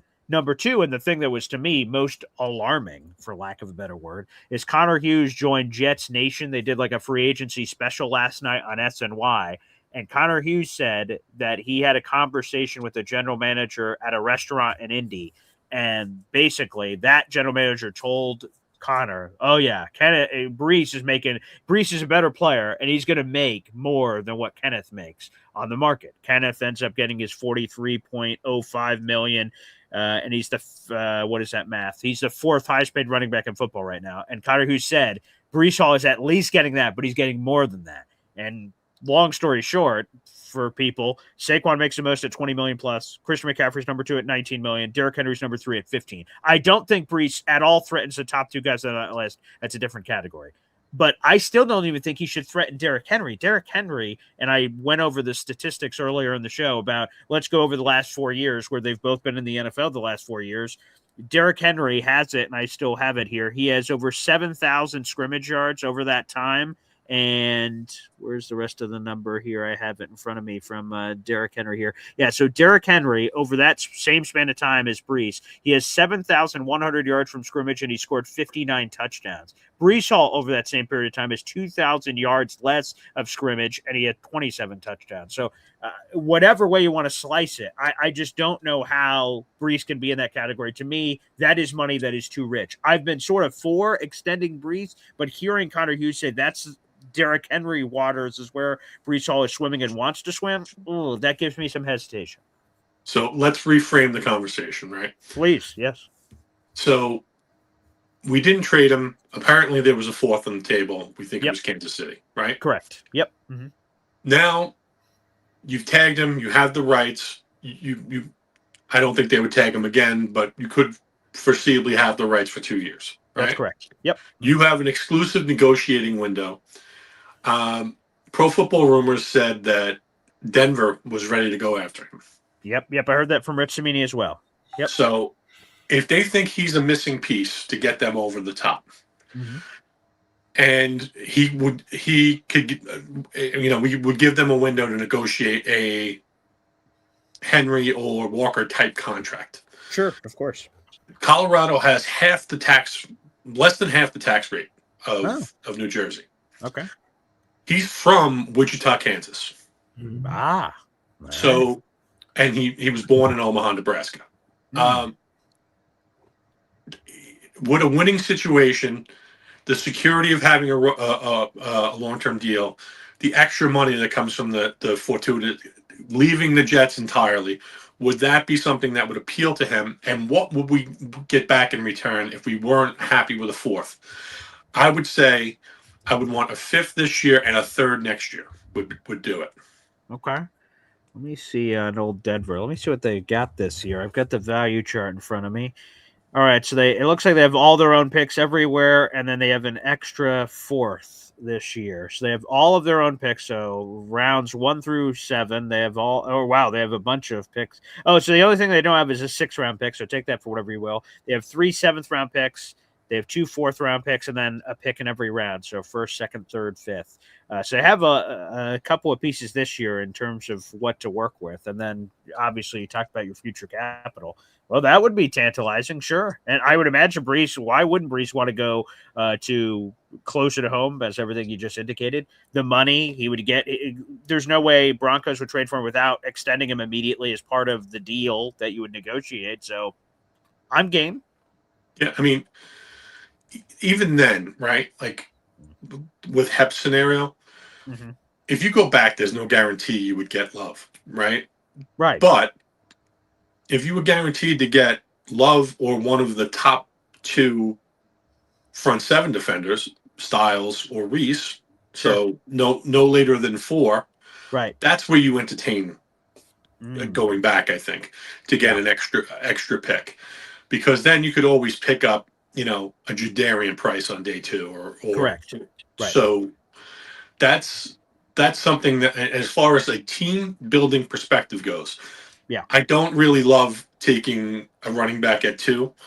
I do love the whole idea of taking the salary down and gaining more assets and filling more holes. I think there's ways to do it if you're creative. And I'm just throwing stuff out there for food for thought for the community. And I appreciate your time. And Bob, I really wanted to say I appreciated your reporting on and work on Matt. May he rest in peace. Thank you. I appreciate Kyle. that. Don't run off. I want to ask you something. Sure. And so do I. So go ahead, Bob. You go first. Was finding a way to get another first-round pick, which you obviously wouldn't get for Breece Hall. Right. And secondly, is Denver's philosophy still what it was for years and years? That hey, Shanahan, our blocking schemes, basically we can plug just about anybody into our backfield, and they're going to be effective. Yeah, I don't know if Peyton sees things the same way. I tend to think that he doesn't. If they are exhibiting any interest in Hall whatsoever, like agree. Yeah. If not, you just draft a guy, right? Like right. Sure. That's just my thought on it. I do think that Hall in the right circumstances could be a difference maker, but this is not the right environment for him. We need to move past him. We got to change the players over and change the culture. And I think that I'm pointing a not so bony finger at him as problem. Is that why you're still flagging dumpster fire every day? Yeah, every day. I'm not there yet until I get through this draft. When we get through the draft and I'm pleased with the results, maybe I'll take down the. So, what did you think of the free agents?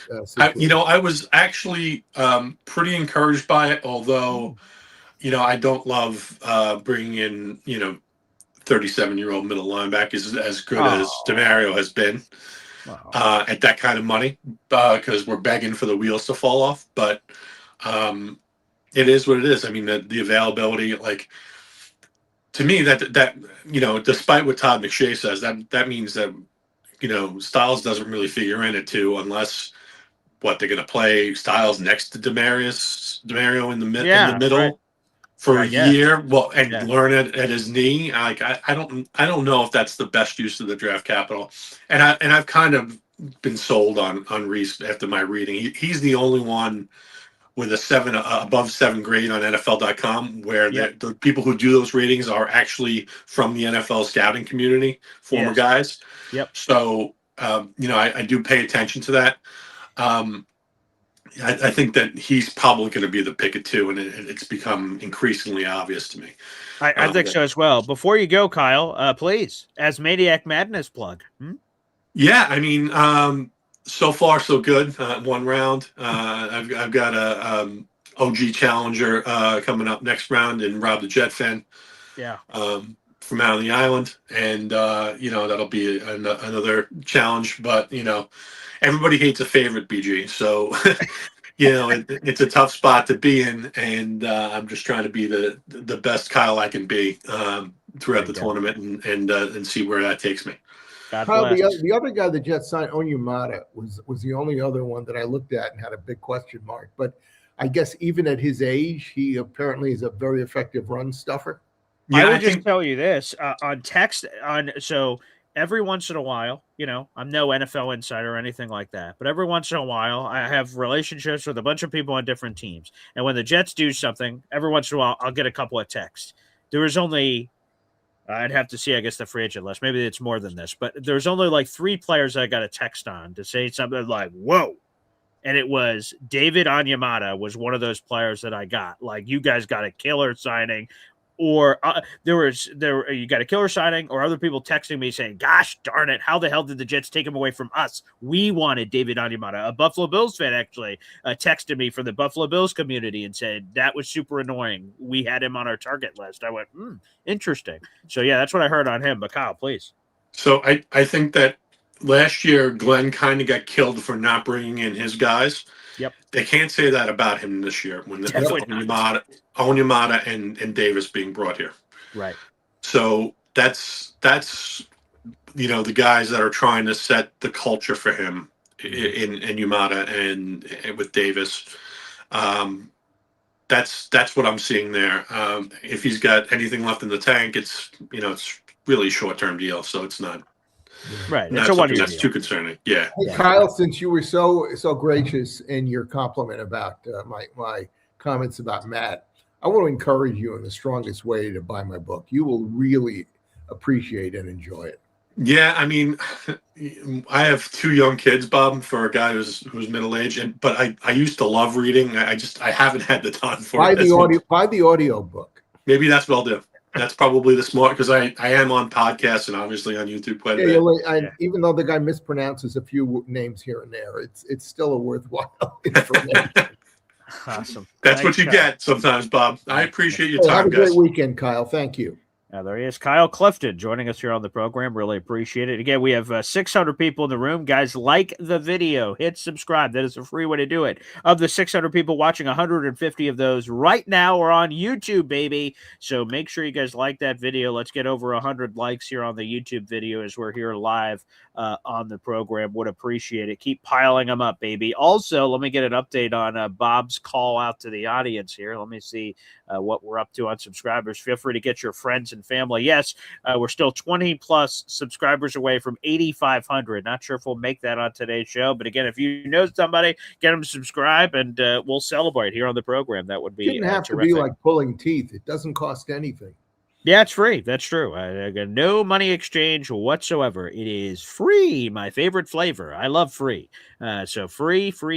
So guys, make sure you guys subscribe again. That's youtube.com/@BoyGreen25 here on YouTube. Back to the phone lines. A cup of Philly noodles on the road. Hey, what's going on, guys? Good morning. Road again. I wonder if he has like a person with him with the marker board. So like, does he have like, did he hire a person to come with him when he's on the move? So I got a sideline guy. Just hey. We all need a sideline guy, you know. So audible college style, right? So cool, you gotta wear shades. That's cool. Hey, man, like it's sunny out here, dude. Look at that. Good Lord. Wow, that's guess good. Guess where we are. Wait, let me see. Let me see the hat. Where are we? Well, no, I mean, come on. The Jets. So I thought there was a hint. Well, where are we? We're headed towards Greenville, South Carolina. Oh, beautiful. I love Greenville, South Carolina. There you go. Yeah, I got an appointment out here.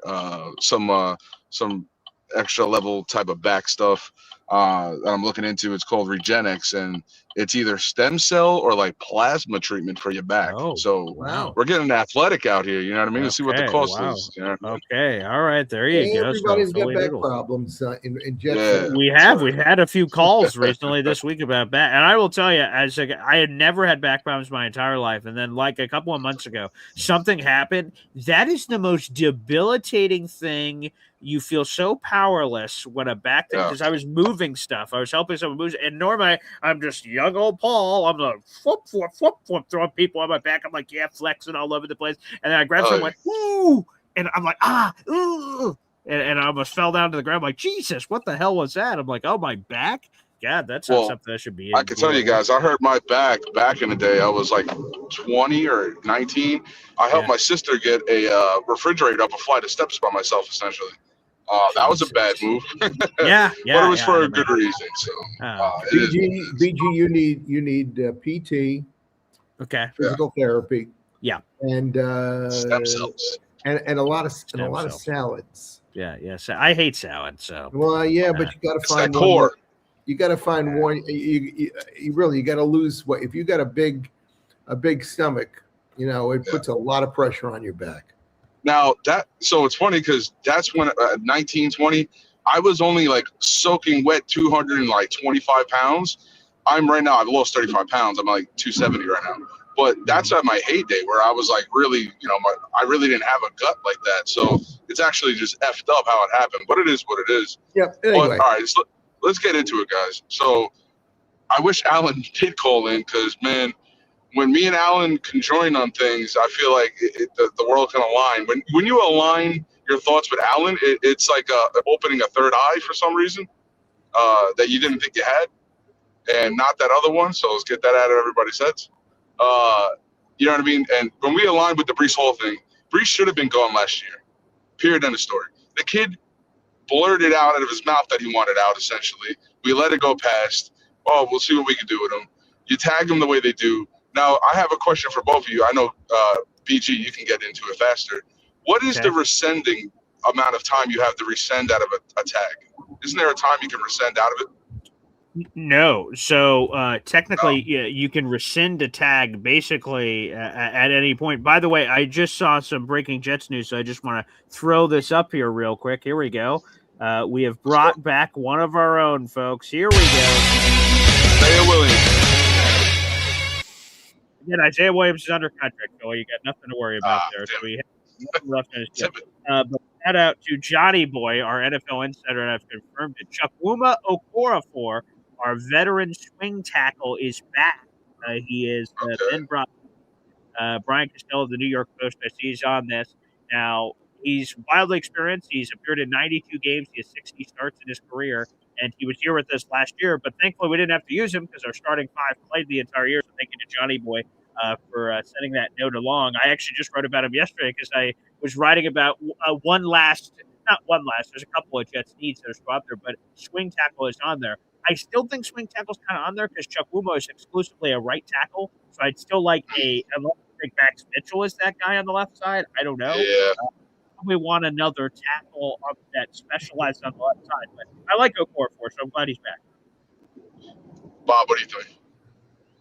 That's not the guy we picked up on waivers from Kansas City during training. Oh, no, that was oh, my God, what's his name? That was that kid. That was that younger dude. Yeah, the younger kid. His name is he had a very weird name, but no, it's not him. It's not him. This is a veteran. He was like 24, that guy. That's right. That guy you're talking about. This guy's a veteran. The only thing is I've seen Newman. I've seen Max Mitchell, in desperation situations where they had to come in and play, and the drop-off was pretty obvious. Bob, I would say when we think about backup tackles, swings, and all that, when you're looking for someone who's got a really bigger upside, that only happens on teams that are in really winning franchises because those guys are willing to take a pay cut to come off the bench, swing in, and help win games. Like the Eagles did that for years. I think honestly, you're gonna get if it's serviceable enough because you're covering a game or two during the season. Amen. That's all you're doing. So for Max Mitchell, again, it's kind of like what everyone hated about Rucker. Who cares? You know what I mean? If I'm only giving this guy a little bit amount of money versus what it would cost at a higher rate, you save your money. And obviously, they've been kind of frugal in a sense, besides like Minka and like Osai. But I don't think it's terrible. I'm okay with that. I don't think it's terrible either. Bringing back guys, unless, I think clearly if they didn't think that he had any ability at all to step in, when needed and play a game or two, they wouldn't do it. But it also is an indication that the demand for them in the marketplace, because they're free to find another job with any of the other NFL teams. They were not many teams, maybe nobody knocking on the door. No clamoring. There wasn't much chum. And every other team has got their own version of Max Mitchell. So that's right, 100%. Becton could have been a choice, so let's be happy we got Mitchell, I guess. Shout out Indy. Yes, Clemens is gone. Thank heavens. The skies will open up even better. I'm tired of that. I loved him going to the bar, hearing him going, "There's my guy Clemens." With his Can you believe he got the money that he got from Indianapolis? Good money. No. And I just looked up the contract because Bobby brought it up earlier. So it's a 3-year deal, maximum value $18.5 million. He got $7 million guaranteed. So he got solid guaranteed money. Plus, obviously, that's basically 2 of the 3 year of the contract. Of course, yeah, right, exactly. Yeah, so good for him, man. Yeah. Now the funnier part is he was worth with the Jets on that 1 year tender or whatever it was I think 3-4 or 4-3. So he's basically making the same money, just more guaranteed money. That's right. I think the real caveat for him. But yes. So I thought before the offseason, if you traded Breece, I think, or right at the moment here where they had the opportunity to trade him, I think they should have not tendered him the way they did, let him walk or whatever may have you. I called out for Rico Dowdle as soon as I heard that he was having issues in Carolina because he was angry. Dude, he's produced in 2 different teams the same literal stats as Breece Hall at half the rate. Like that Breece is bugging that he thinks he's worth Kenneth Walker money. That's an MVP of a Super Bowl. I'm sorry, but Breece takes off plays constantly, and you see it. Or he just can't read a hole right. We don't have time for that. Listen, we had a guy who cried in a closet for being our quarterback. Get me the guy who cried at the combine for running so freaking damn fast. Go get us Mike Washington Jr. Please, Muji. Go get him. Just get the kid, whatever it's going to take. Go get him in the third. Come climb up and get him. Utica, New York connection. I think that kid is going to be a third down, three down. I mean, a 3-down back. I think he's going to go to the right team and right situation, and I wish it would be the Jets. I think that kid's got a lot of future ahead of him. It reminds me of like a bigger sized, what's his name? The running back that was with the 49ers, then Miami. He had a Raheem really Mostert? good. Yes, it reminds me of like a larger Raheem Mostert, where we don't know if he's good enough. He's got some numbers. He's really fast. He needs an outside zone scheme. Well, they said all that crap about him, and then he put up stellar numbers, and everyone downplayed him. So let me go get that guy. Let me get that guy that everyone's going to downplay. I don't want no Jadarian Price. I don't want a second-round option on someone that is a running back like that. Just go get me a third-round running back and Mike Washington Jr. And then the last thing I'll leave with you guys, I'm close to my destination, real quick. I'm sorry. Would be wide receiver situation. If I think BTJ is too expensive and we don't know what real problems he's got going on. I don't want to even delve into that. Xavier Hutchinson, the Texans got a room. See if you can squeeze him out. Expiring contract. Or maybe you can tap on the window and say what's going on with Jaden Reed, because you got Matt Golden, and I'm sure they're going to go draft another wide receiver because they hate Aaron Rodgers with receivers, so they just keep doing it every year. Let's go see what's up with that. I would love to see. Philly, what do you think about the Jets' needed guard, or if they have a needed guard? They should have kept Simpson. I'm sorry, because you could have got him maybe at a home team discount. He wanted to stay put, and then they let him walk. Dylan Parham is just beating his stats. So, and you get 2 years younger in that spot there. I mean, could you draft one? Sure, but what I'm scared of is what no one's talking about. Look what's going on with Detroit right now. They can't keep their line together with paychecks because they drafted so many high guys or took so much high talent. One of your players on the line is going to be void of contract, one of them. So if it's going to be one of the guards, I'm okay with that. Timmon needs to be extended. You're going to have to pay 2 tackles at premier prices. Like, your QB has to be young. So next year we know they're going to grab a QB no matter what. So don't go get a guard. Just don't do it. I think in the draft, if you do, cool, do it late. Give me 4th, 3rd if you felt someone great is in there. Go get a center instead then. 2nd or 3rd if you have to. Connor Lew, the kid out of Iowa, maybe something like that. See what they do. But does Washington Jr. have the possibility of being 2nd round? I think they've talked about it because the top 2 running backs for the most part have been Jadarian and obviously Love, which I would love. Pun is intended. But I don't know, man. I think he could go in the 2nd round, maybe late. Someone takes a swing, but I would think it would be 3rd round, and we don't have that pick.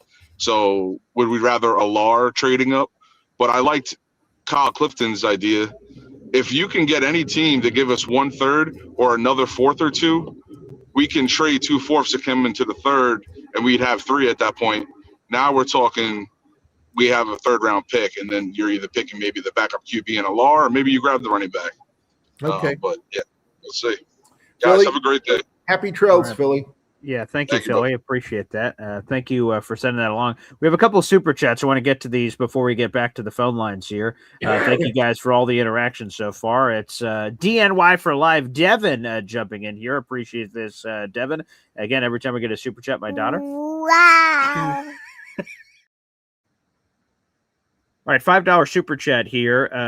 Devin says, looks like AG is good at recruiting. For those who ask what he's good at, why is GM getting all the credit when all the players praised AG? Yes, there was. I still have to catch up on all that.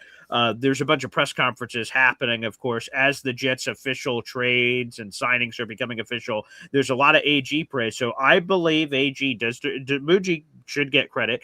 but AG should get some credit. Like David Onyemata, he said the reason he came here was AG. Demario Davis, one of the reasons he came here was AG. So Minkah Fitzpatrick said that as well, being a defensive back and saying getting to play for a former NFL defensive back. So AG has been doing some solid. Geno Smith, obviously, he said on the Josina Anderson interview, AG got on the phone with him and sold him on the vision. So Geno Smith being here.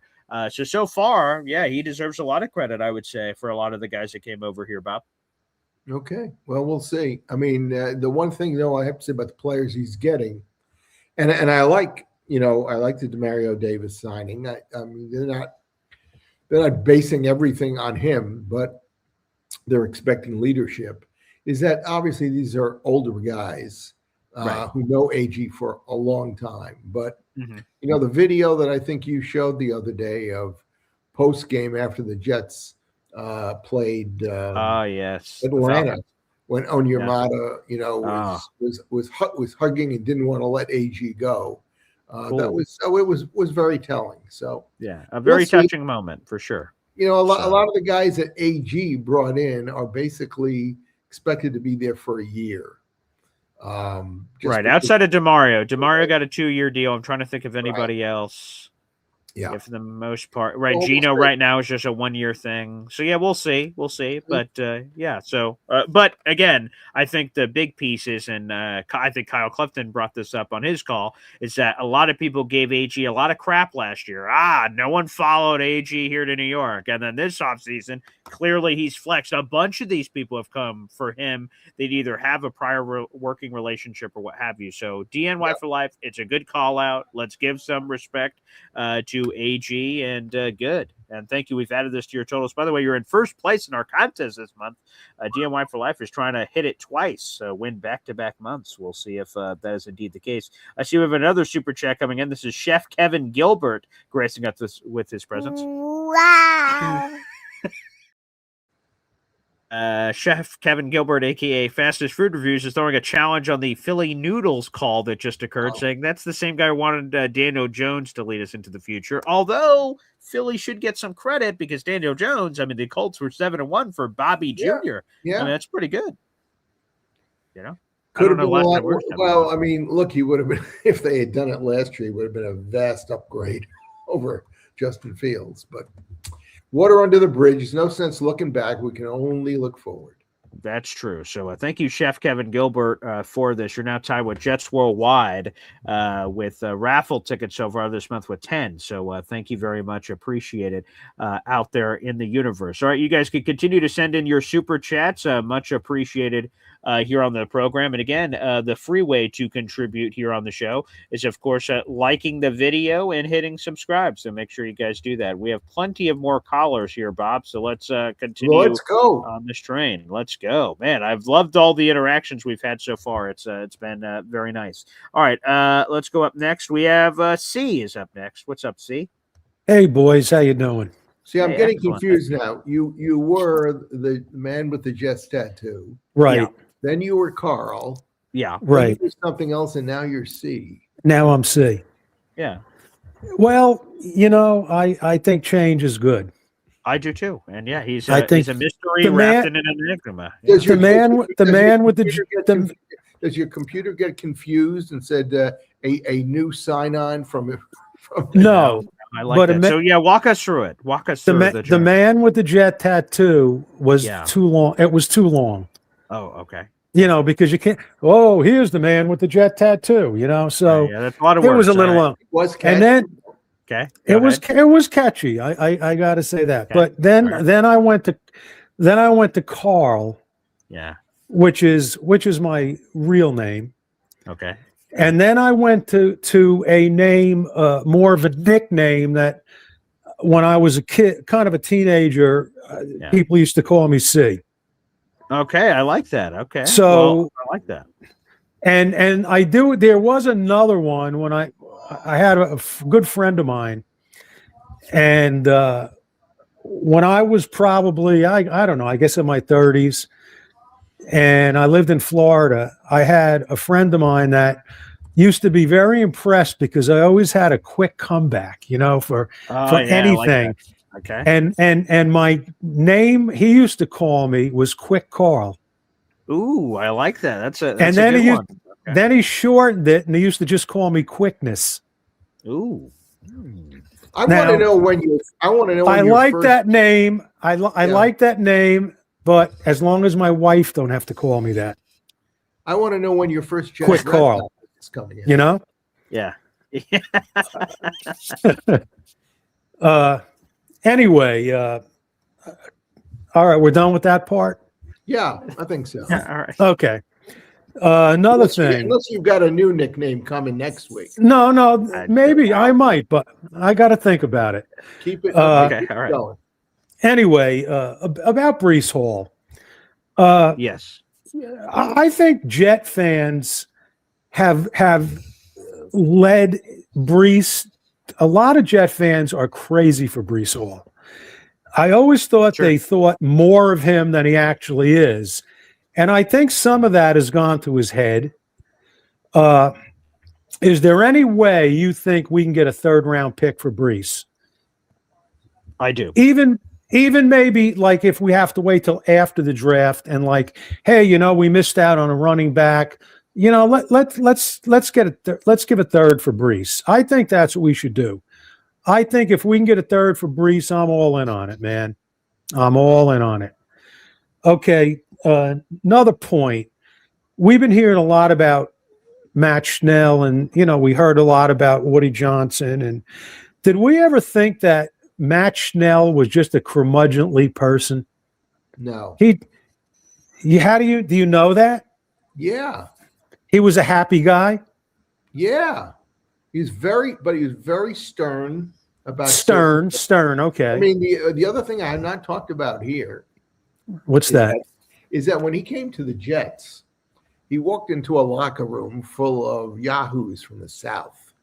Oh, okay. A lot of the NFL rejects who were playing in the American Football League in the early years. Right. Guys who had played in the South. And in fact, there's a story in the book that I'll relate here because it's very telling. Okay. There was a rookie wide receiver in 1964, I think it was, year after Matt got to the team. It was Alphonse Dotson. And he got invited out by some of the white players to go out and have dinner. And Matt knew these guys pretty well and knew their tendencies, kind of being racist. They went out to dinner with him, and Matt warned Alphonse, be really careful with these guys. And sure enough, they came back after dinner, and they showed up in not hoods, but they took sheets, cut holes in them to see through, and basically strung him up in the locker room. Really? Underneath his arms, not his neck, happily, underneath his arms. And Matt heard him screaming, from the dormitory, and came down and cut him down. And Matt went to Cleve Rush, who was the offensive leader, coach, and said, you need to call Sonny, and Sonny needs to come in here and deal with this. And to his credit, the next day, Sonny came in under Matt's complaint and told everybody on the team, this is going to stop right now. We're not allowing any of this to go on. I can replace you by Saturday, put you on waivers, and get guys to come in here to play instead of you. And so Matt became a real leader on the team, particularly among the African-American players.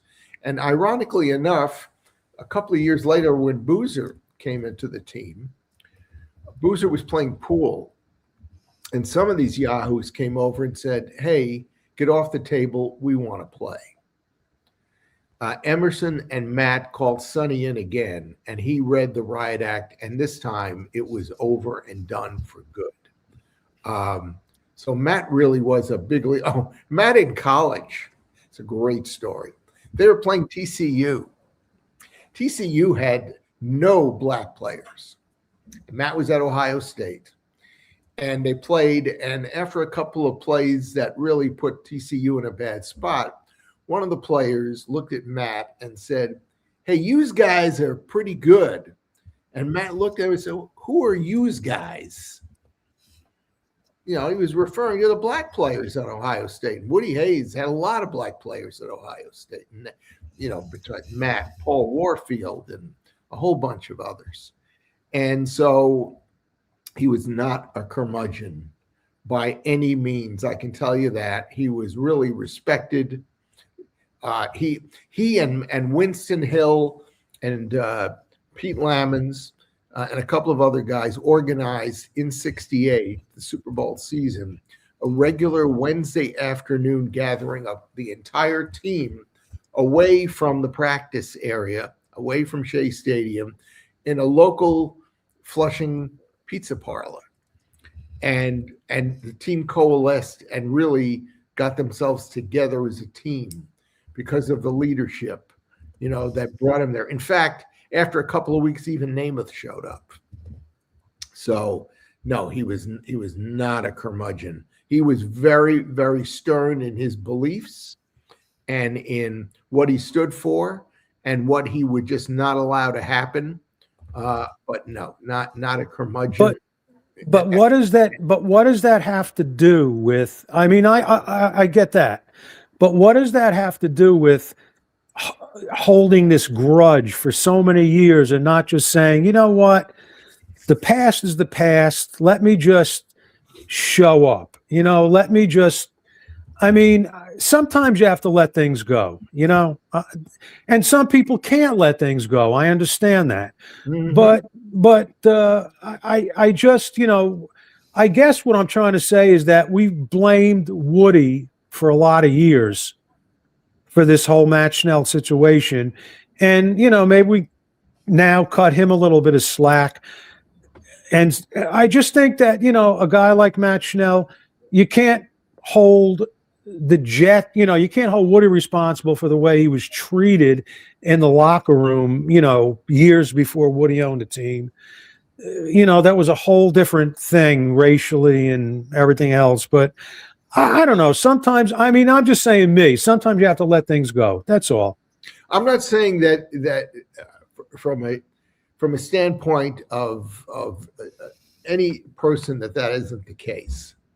But this festered for 50 years. Right, exactly. Wait a minute, and nothing happened to bring him back for 40 or 45 or 50 years.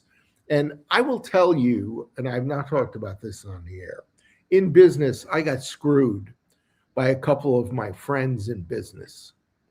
And this was in 1994. I have never forgiven them. I would never talk to them again because they did something to me from a business standpoint, underhanded, behind my back, and everything else. In fact, thought about it this morning. I said, well, what? Because I'm this Snell thing has really, you know, hit me in my core. And I was asking myself in the shower this morning, what possible reasons might they have had, you know, who were good friends of mine, I thought, to basically turn their back on me and sell me out. And I thought about a couple of things. I don't need to go in here, and said, well, maybe that's what they were thinking. Maybe there were threats to them and their livelihood, that it was, hey, if you don't, we had an investor, and he might have said to them, hey, if you don't do this with me, I'm going to just pull all of my investment out of the company and you'll all be out of jobs. I don't know if that happened, but I was so angry. I can't even tell you what I would have done and what I thought about at the time. And it was really out of character for me. So I think really what happened with Matt is that it went on too long. At the beginning, it was hurt and disbelief. And over the years, the anger just got larger and larger. And this was a guy with enormous pride. It festers, you know, it festers. Absolutely. So I actually, you know, I was glad that I didn't find out about it until after he was gone, because even as you were saying here, it probably would have changed me a little bit in my attitudes towards Matt. Like, hey, they gave you a chance to come back and you didn't. So I got to get off my high horse, which I've, realized I was now on here with BG for months, and acknowledge, hey, apparently the Jets did from the very top try to step in and resolve this. And the only thing I just want to add here about it is this: while I feel a way where I in my life, I try not to hold grudges. I think that's bad. That's bad for your soul to have those on there, in my opinion. But Matt's his own man, and God rest his soul. Like, if he didn't want to get over it, that's his choice. He didn't have to get over. Obviously, from the back half of the story, that he didn't care about that Woody offered it. So you know what? And we tried to speak a story into existence. So we tried to do our part. Say, wow, a wrong has happened here. Let's try to right it. Matt clearly didn't want it righted. It happened. It is what it is. And Matt moved on with his life. So I think, while I get it, there's an unresolved thing here for a lot of Jet fans out there in the audience for what they know about the Matt Snell story. To me, like, I can't just because I feel that way about Grudges doesn't mean Matt Snell feels that way about Grudges. So I'm gonna let him feel how he felt and how he continues to feel in the afterlife about it for himself. So I'm not going to force my stuff on Matt. He didn't want to get over it. It's his grudge to bear. And one last point, in retrospect, I give him even greater credit for having talked to me, because he didn't have to do that, and I made it clear to him when we did talk, this book is not about the Jets. It's about you and your teammates and how you put it all together and won a championship. And Matt recognized that there was something a little different in my perspective and how I was coming at this thing. And he talked to me. He didn't have to. I remember when the book came out and Joe Beningo, who I'd sent a copy to, said on the air, look at this. This guy talked to Matt Snell. He's got a forward in the book from Matt. And I look, he's even got a chapter in there, and Matt talked to him. Matt hasn't talked to anybody for decades. So I give Matt credit for that, and I thank him for that. I just want to say one thing about holding grudges. And it always comes up this time of year, when we have a lot of stuff going on in the off season. I had a good friend when I lived in Florida, and there was no social media. There was nothing except reading the newspaper, maybe listening to the radio. I was new to Florida. I walk into a bar to watch a Jet game, see another guy there with a Jet jersey on.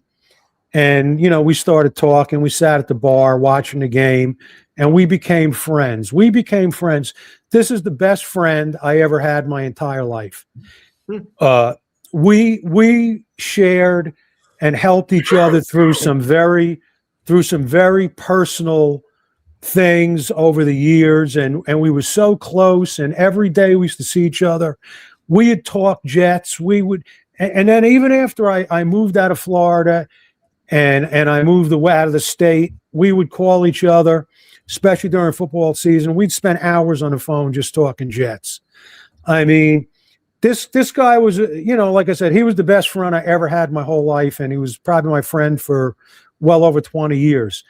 So and we were opposite political, opposite religion, kidding around with each other, and never took it seriously. You know what I mean?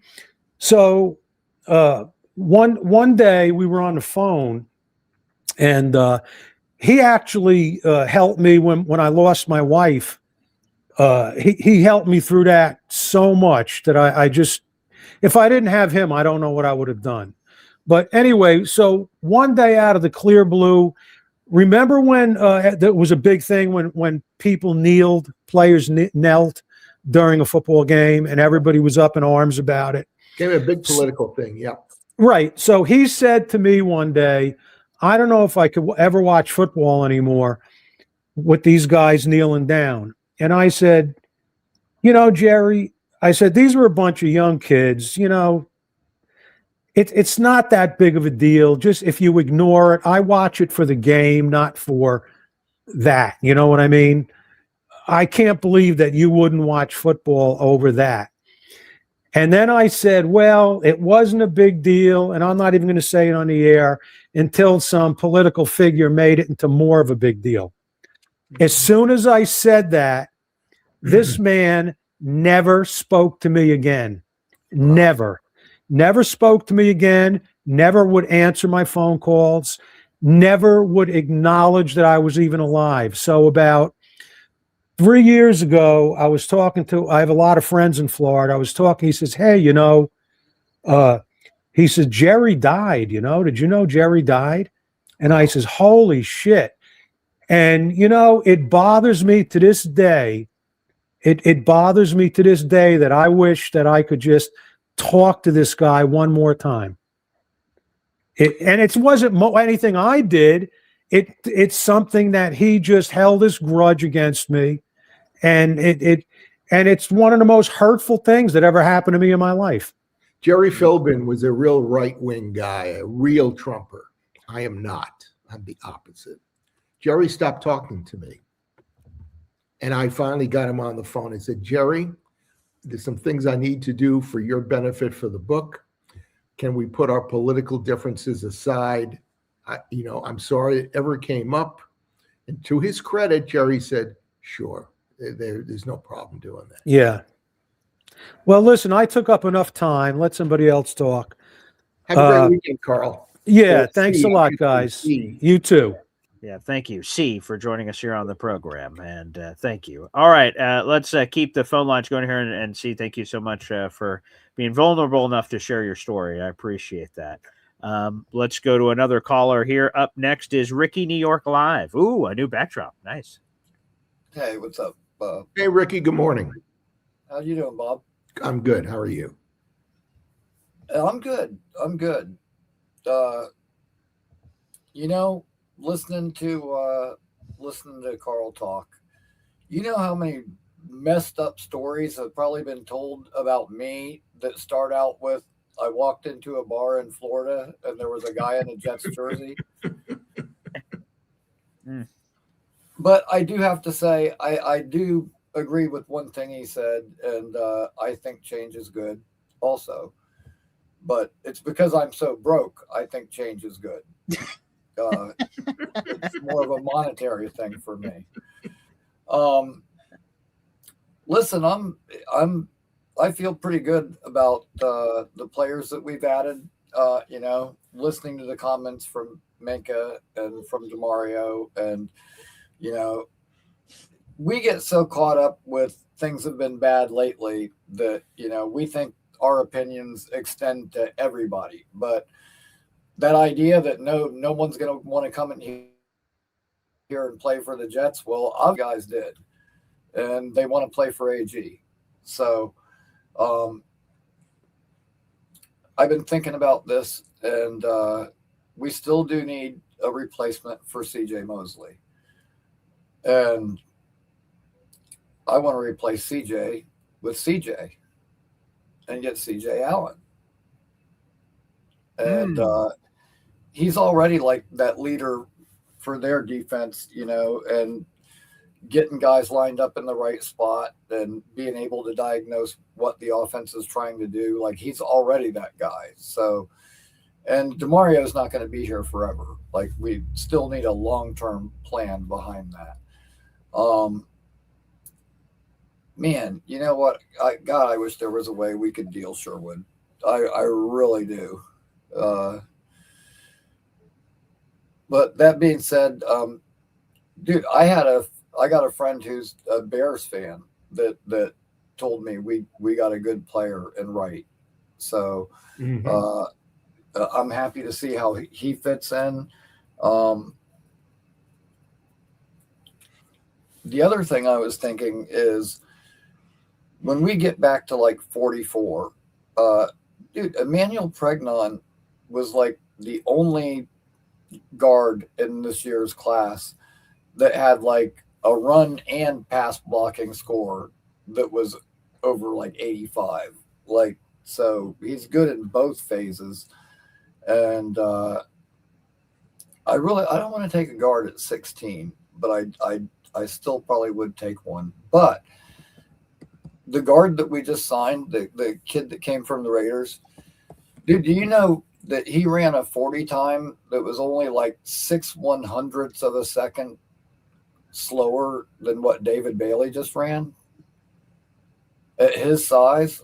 Wow. yeah, I think we got a good player. And when you said we just re-signed one of our own too, oh, I was thinking it was Kenya. I was thinking our returner was back. Like, you got me all excited. I hope we have that update to come, Ricky. Of course, I like Okorafor. He's a fine swing tackle. Again, it was swing. He plays mostly on the right side his entire career. But yeah, I'm waiting for the Kane update. I'm getting these updates from the Jets. Hey, we've re-signed this guy. We've re-signed this guy. So I keep looking down at my phone to see if we get because I just saw they are officially announcing like Max Mitchell, Michael Walker. There's a couple of these coming in here. I'm waiting for the Kane, and then I'll Xavier Newman, right. Yeah, there's been a few, but dude, like, even Osai and Kingsley, like all the guys we brought in, like, I like the comment that Minka said where like they mentioned to him about like the Jets not having interceptions, and rather than him say like, oh, well, I can help with that, he said, you know what? A lot of times that's because of the defense getting pressure and the quarterback makes a mistake. And we just signed a bunch of guys that are going to help us get that pressure. And so I really like the fact that he was looking at it that way. And I agree, I think that I think the whole of what this defense can be is going to be, like more than like some of the parts. Like, you look at all the parts individually and maybe they don't leap out at you, but you put everything together and everybody doing their job and maintaining their gaps, sticking to their assignments, and dude, I don't know. I'm hopeful. So, well, as one of the really established and reputable talking heads said the other day, if their defense improves to like 18th best in the NFL, the jump from like 32 to 18 is quite an improvement. Oh yeah. You're going from dead last to pretty much the exact middle. So, so that would be a big plus, and it would give them an opportunity to close out some games. Yes. Yeah. And that's the thing is, in a lot of games, especially towards the beginning of last year, the games were close and we had a chance to win some of those games. We came real close to beating Pittsburgh. I was at Tampa and hell, I thought we won. Like, I wasn't, I couldn't run like AG did if I wanted to, but I wasn't dancing, but I was happy. I thought we won that game. And, there were a few games that we probably should have won that we could have won, but we just didn't. And Clearly. Then as the year unfolded, like, I don't know, when Fields came back from that injury, just mentally, he was not right at all. And man, I don't know. I guess Tyrod wasn't healthy, but I wish they could have pulled the plug on him sooner. And who knows, maybe things could have turned out different. But I'm not thinking about that anymore. I'm thinking about the future. I like where we're at right now. And hey, maybe we sign one or two guys more before we get to the draft, but we'll see. Ricky, have a great weekend. All right, man. You guys too. There he is, Ricky New York Live. Make sure you subscribe to his YouTube channel, Ricky New York Live. He's live all the time, and I'll be joining him at some point later this month. So I'm looking forward to it, of joining Ricky on the program. Up next, we'll take a few more callers before we wrap up the show. It's been a fun show so far. Again, reminder, folks, like the video, hit subscribe here on the channel. We'd appreciate all the support as we pursue 8,500 subscribers. Let's go. Up next, Mr. Famous Fulton joins us here on the program. What's up, Mr. Legendary Famous Fulton? Morning, Famous. Hold on. Oh, okay. Hey. Mr. Fulton? I'm here. How you guys doing? We're doing okay. Got a busy day tomorrow. I got my bowling tournament tomorrow in the afternoon, and I got my editing the musical. So. Oh, great! Good luck. Yeah. Bob, you're a thespian, are you not? Can you give him any advice in acting? Yeah. I wear my emotions on my sleeve, so I am not a great actor. You're not, huh? I'm not good at hiding how I feel. No. So put me in a lot of angry acting situations, and I'd probably be great. Yeah, exactly. So. Yeah, well, I will let you guys know, and I will keep you guys updated tomorrow. We'll see you next week. Yeah, please do, Mr. Famous Fulton. I'm looking forward to that, and good luck with that. Yeah, you also just had a little bit of a squawky signal there, or we could have engaged further. I'm not sure what was going on with the audio there, so apologies for that, Mr. Famous Fulton, but hopefully we have you back on the show soon. Let's go to a legend. It's One Punch Dave Brigga is here on the program.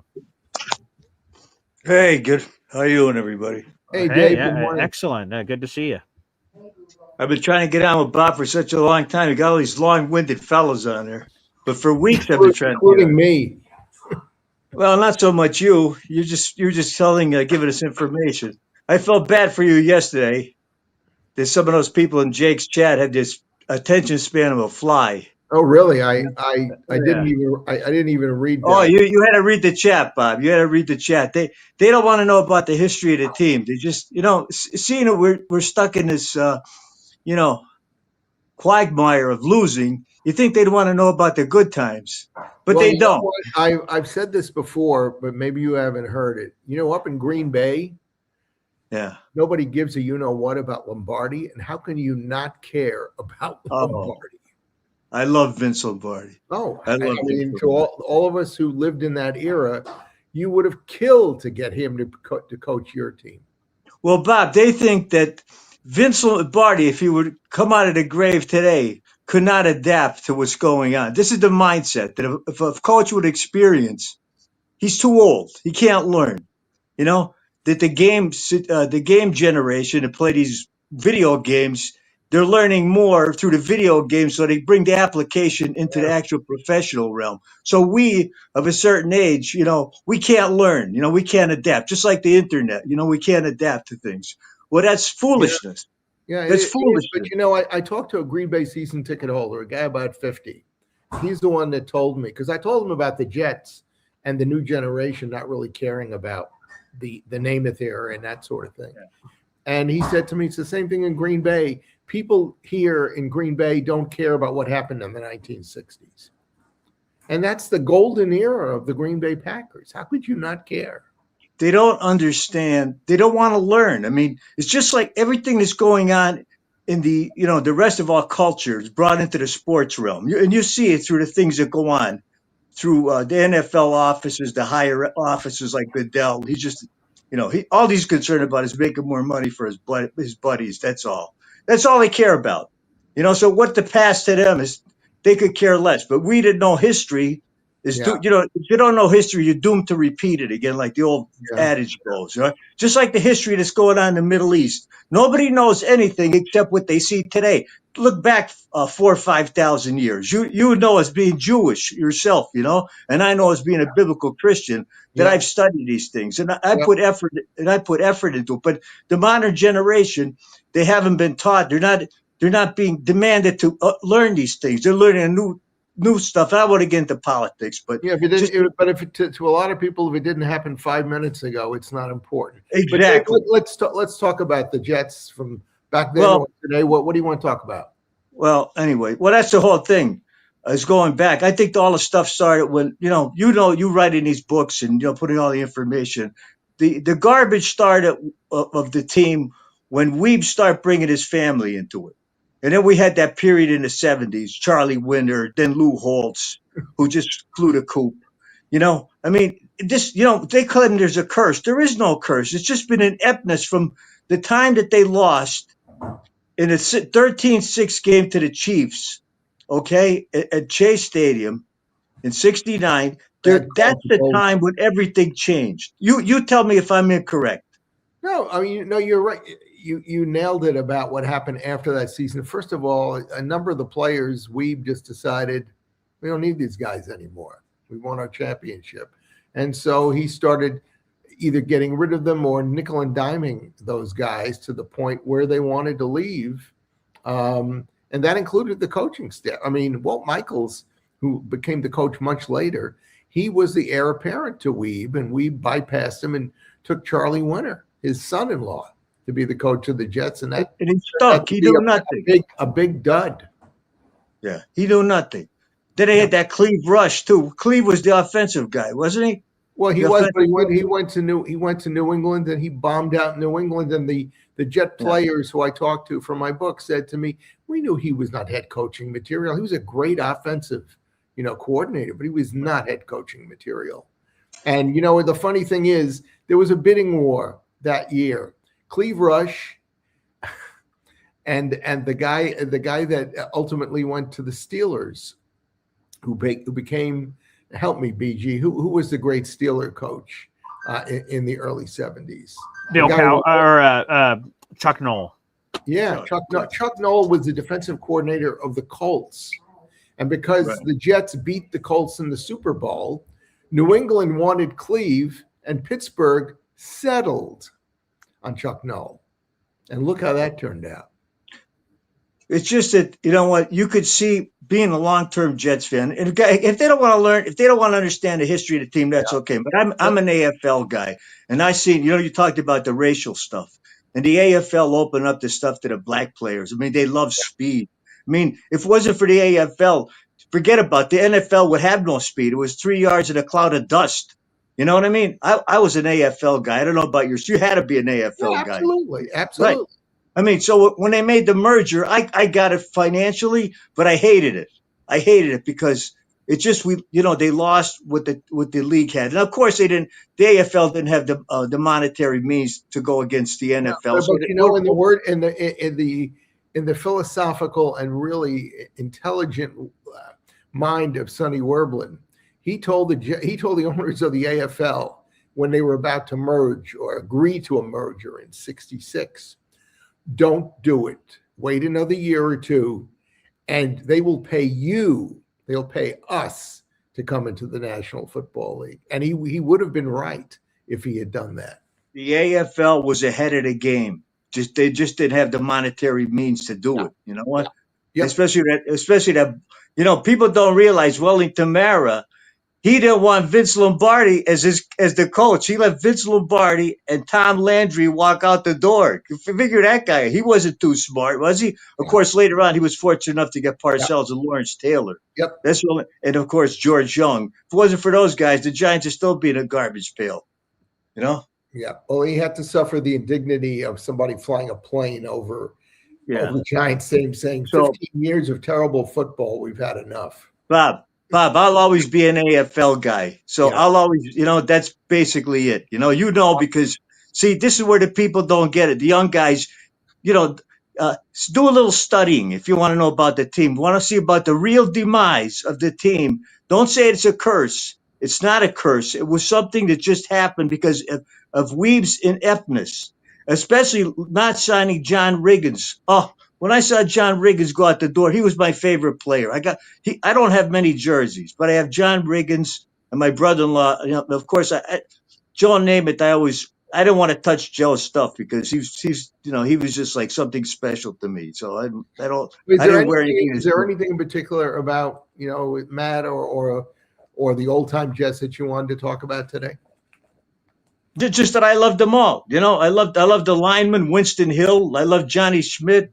I mean, I love Verlin Biggs, Larry Grantham, Al Atkinson, all of them. I mean, Jim Hudson never got enough credit he deserved. Johnny Sample, he played man-to-man. He used to bang guys up.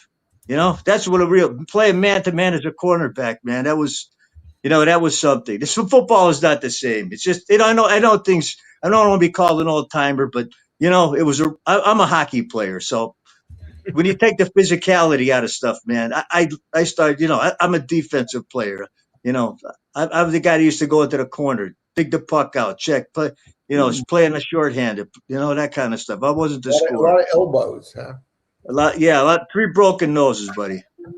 Okay. Boy, that they don't call me one punch for nothing, but that happened when I was 14. So I learned on the street.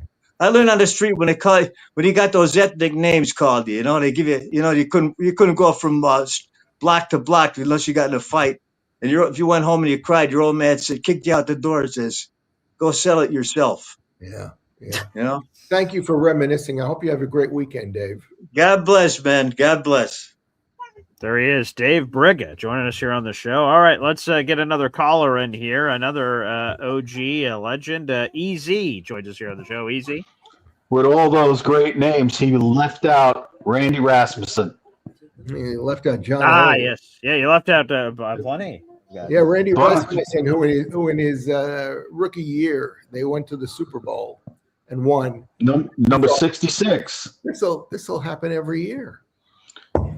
It's like, God, they used to be such a good team.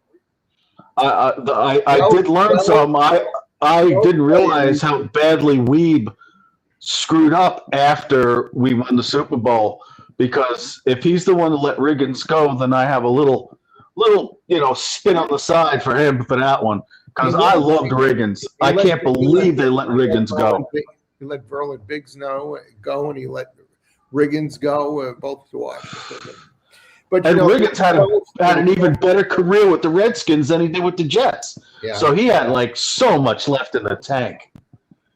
Well, he didn't let him go because he didn't think he was a good player. He let him go because he didn't like, his. He was crazy. Well, he was crazy, and he had the mohawk, and but that was what made him so great. The crazy made him great. He wanted money. He wanted money easy. Yeah, well, back then, if you wanted money, they thought you were crazy. Yeah. They back then they said it was a privilege to play in this league, and the players didn't have much recourse. And Riggins was like, "But I'm good. I want money." And they're like, "You're crazy. You're a Jet. You're in the NFL. What more do you want?" And he was like, "More money."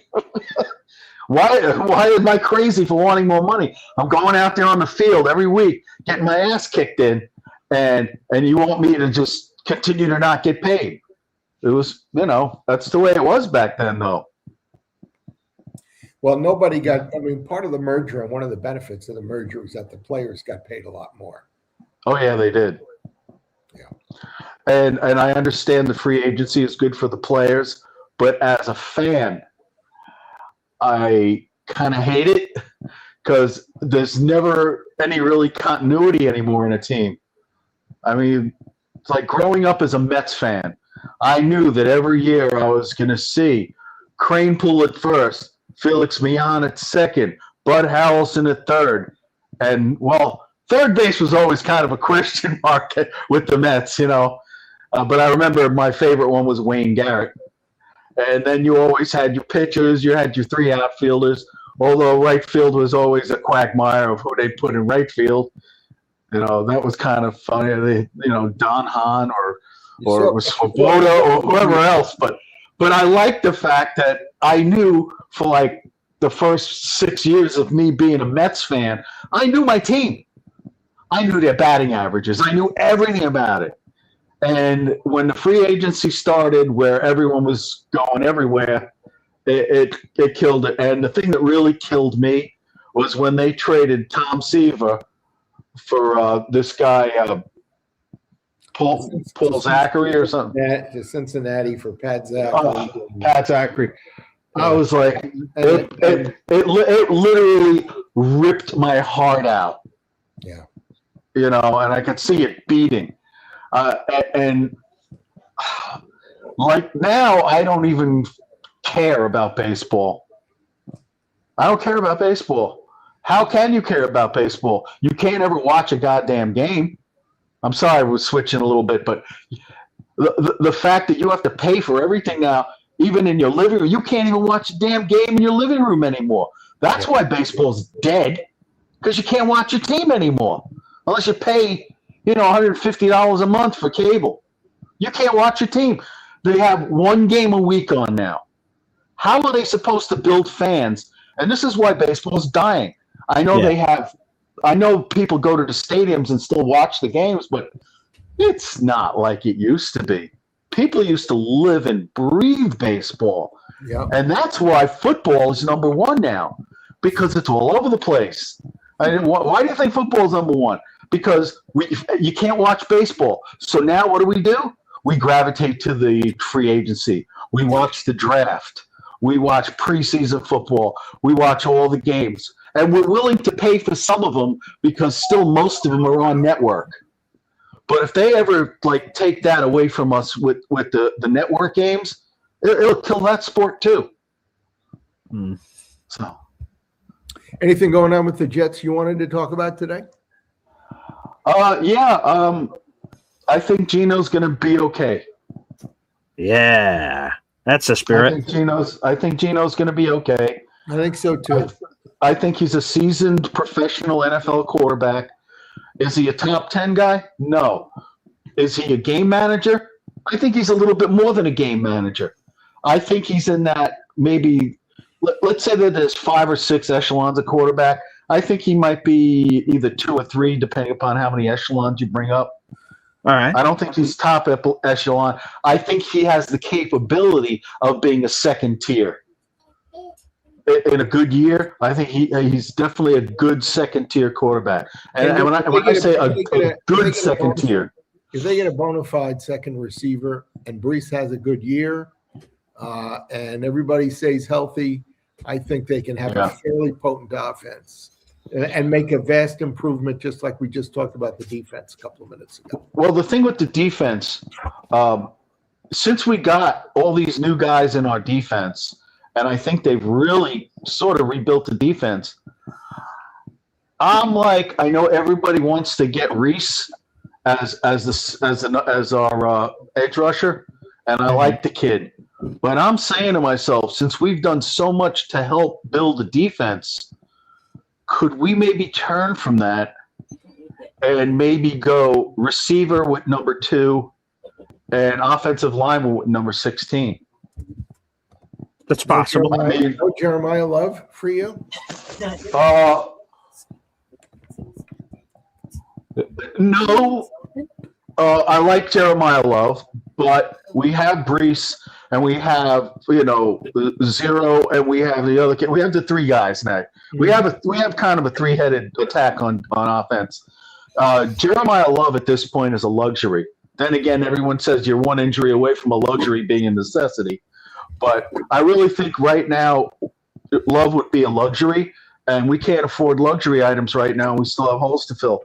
I'd much rather see a number 1 receiver and a number 1 offensive lineman. That's what I want my first 2 picks.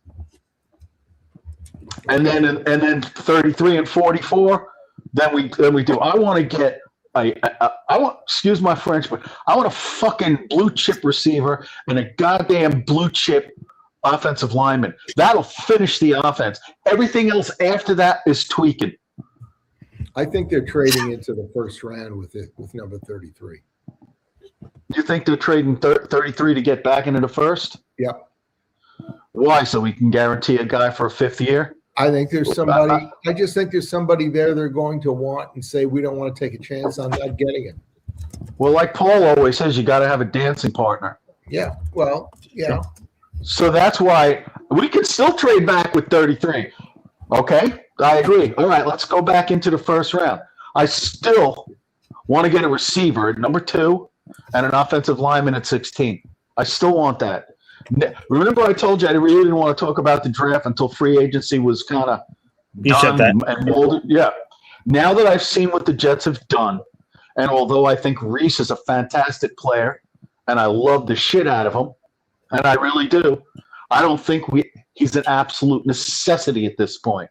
I think a necessity at this point is wide receiver and offensive lineman, preferably a left guard. Okay. Or a center. Because we could always move what's his name over to one of the guards. He's a good guard. Who's our center now? Myers, you're talking about? Myers. Yeah, Myers could always just slide over to guard. He's a good guard. Yeah. He's a good player, Myers. But if we don't get a bona fide center, then I want a bona fide guard at 16. That's what I want. But I got to have my wide receiver. I got to have more cowbell. Yeah. We all love more cowbell. Yep. Gotta have more cowbell. Yep. Yeah. Hey, Easy, I've got to run today. I've got some things I have to get to. Good Shabbos. You have yourself a great weekend and a good Shabbos. Thanks. Thank you, Easy. And Bob, you said it better than any of us. Let's put a bow on this puppy. Thank you so much to everyone that joined us. I want to see your son again. Yeah, he's running around right now with. It looks like you were having a side conversation with him. Yeah, I was telling him. Yes, I was. I was having a side conversation in the middle of the show with him. So I normally have a side conversation with him during the show. He's gung ho. He's trying to take my job one day. I'm sitting in this podcast chair, and we'll see what happens. Well, I want to thank waiting for the third generation to join. Papa. Yeah, that's right. As he runs into walls over there. I want to thank everybody for joining us here on the program. God bless. If there's any more news like Chukwuma Okorafor, I'll have a YouTube short up about that here shortly. There's an article up on heavy.com about it, and we'll have more news to come. So, Bob, thanks for another great Friday. Hey, you do the same. You have a great weekend. All right. Thanks, everybody. We'll see you next time. Take care.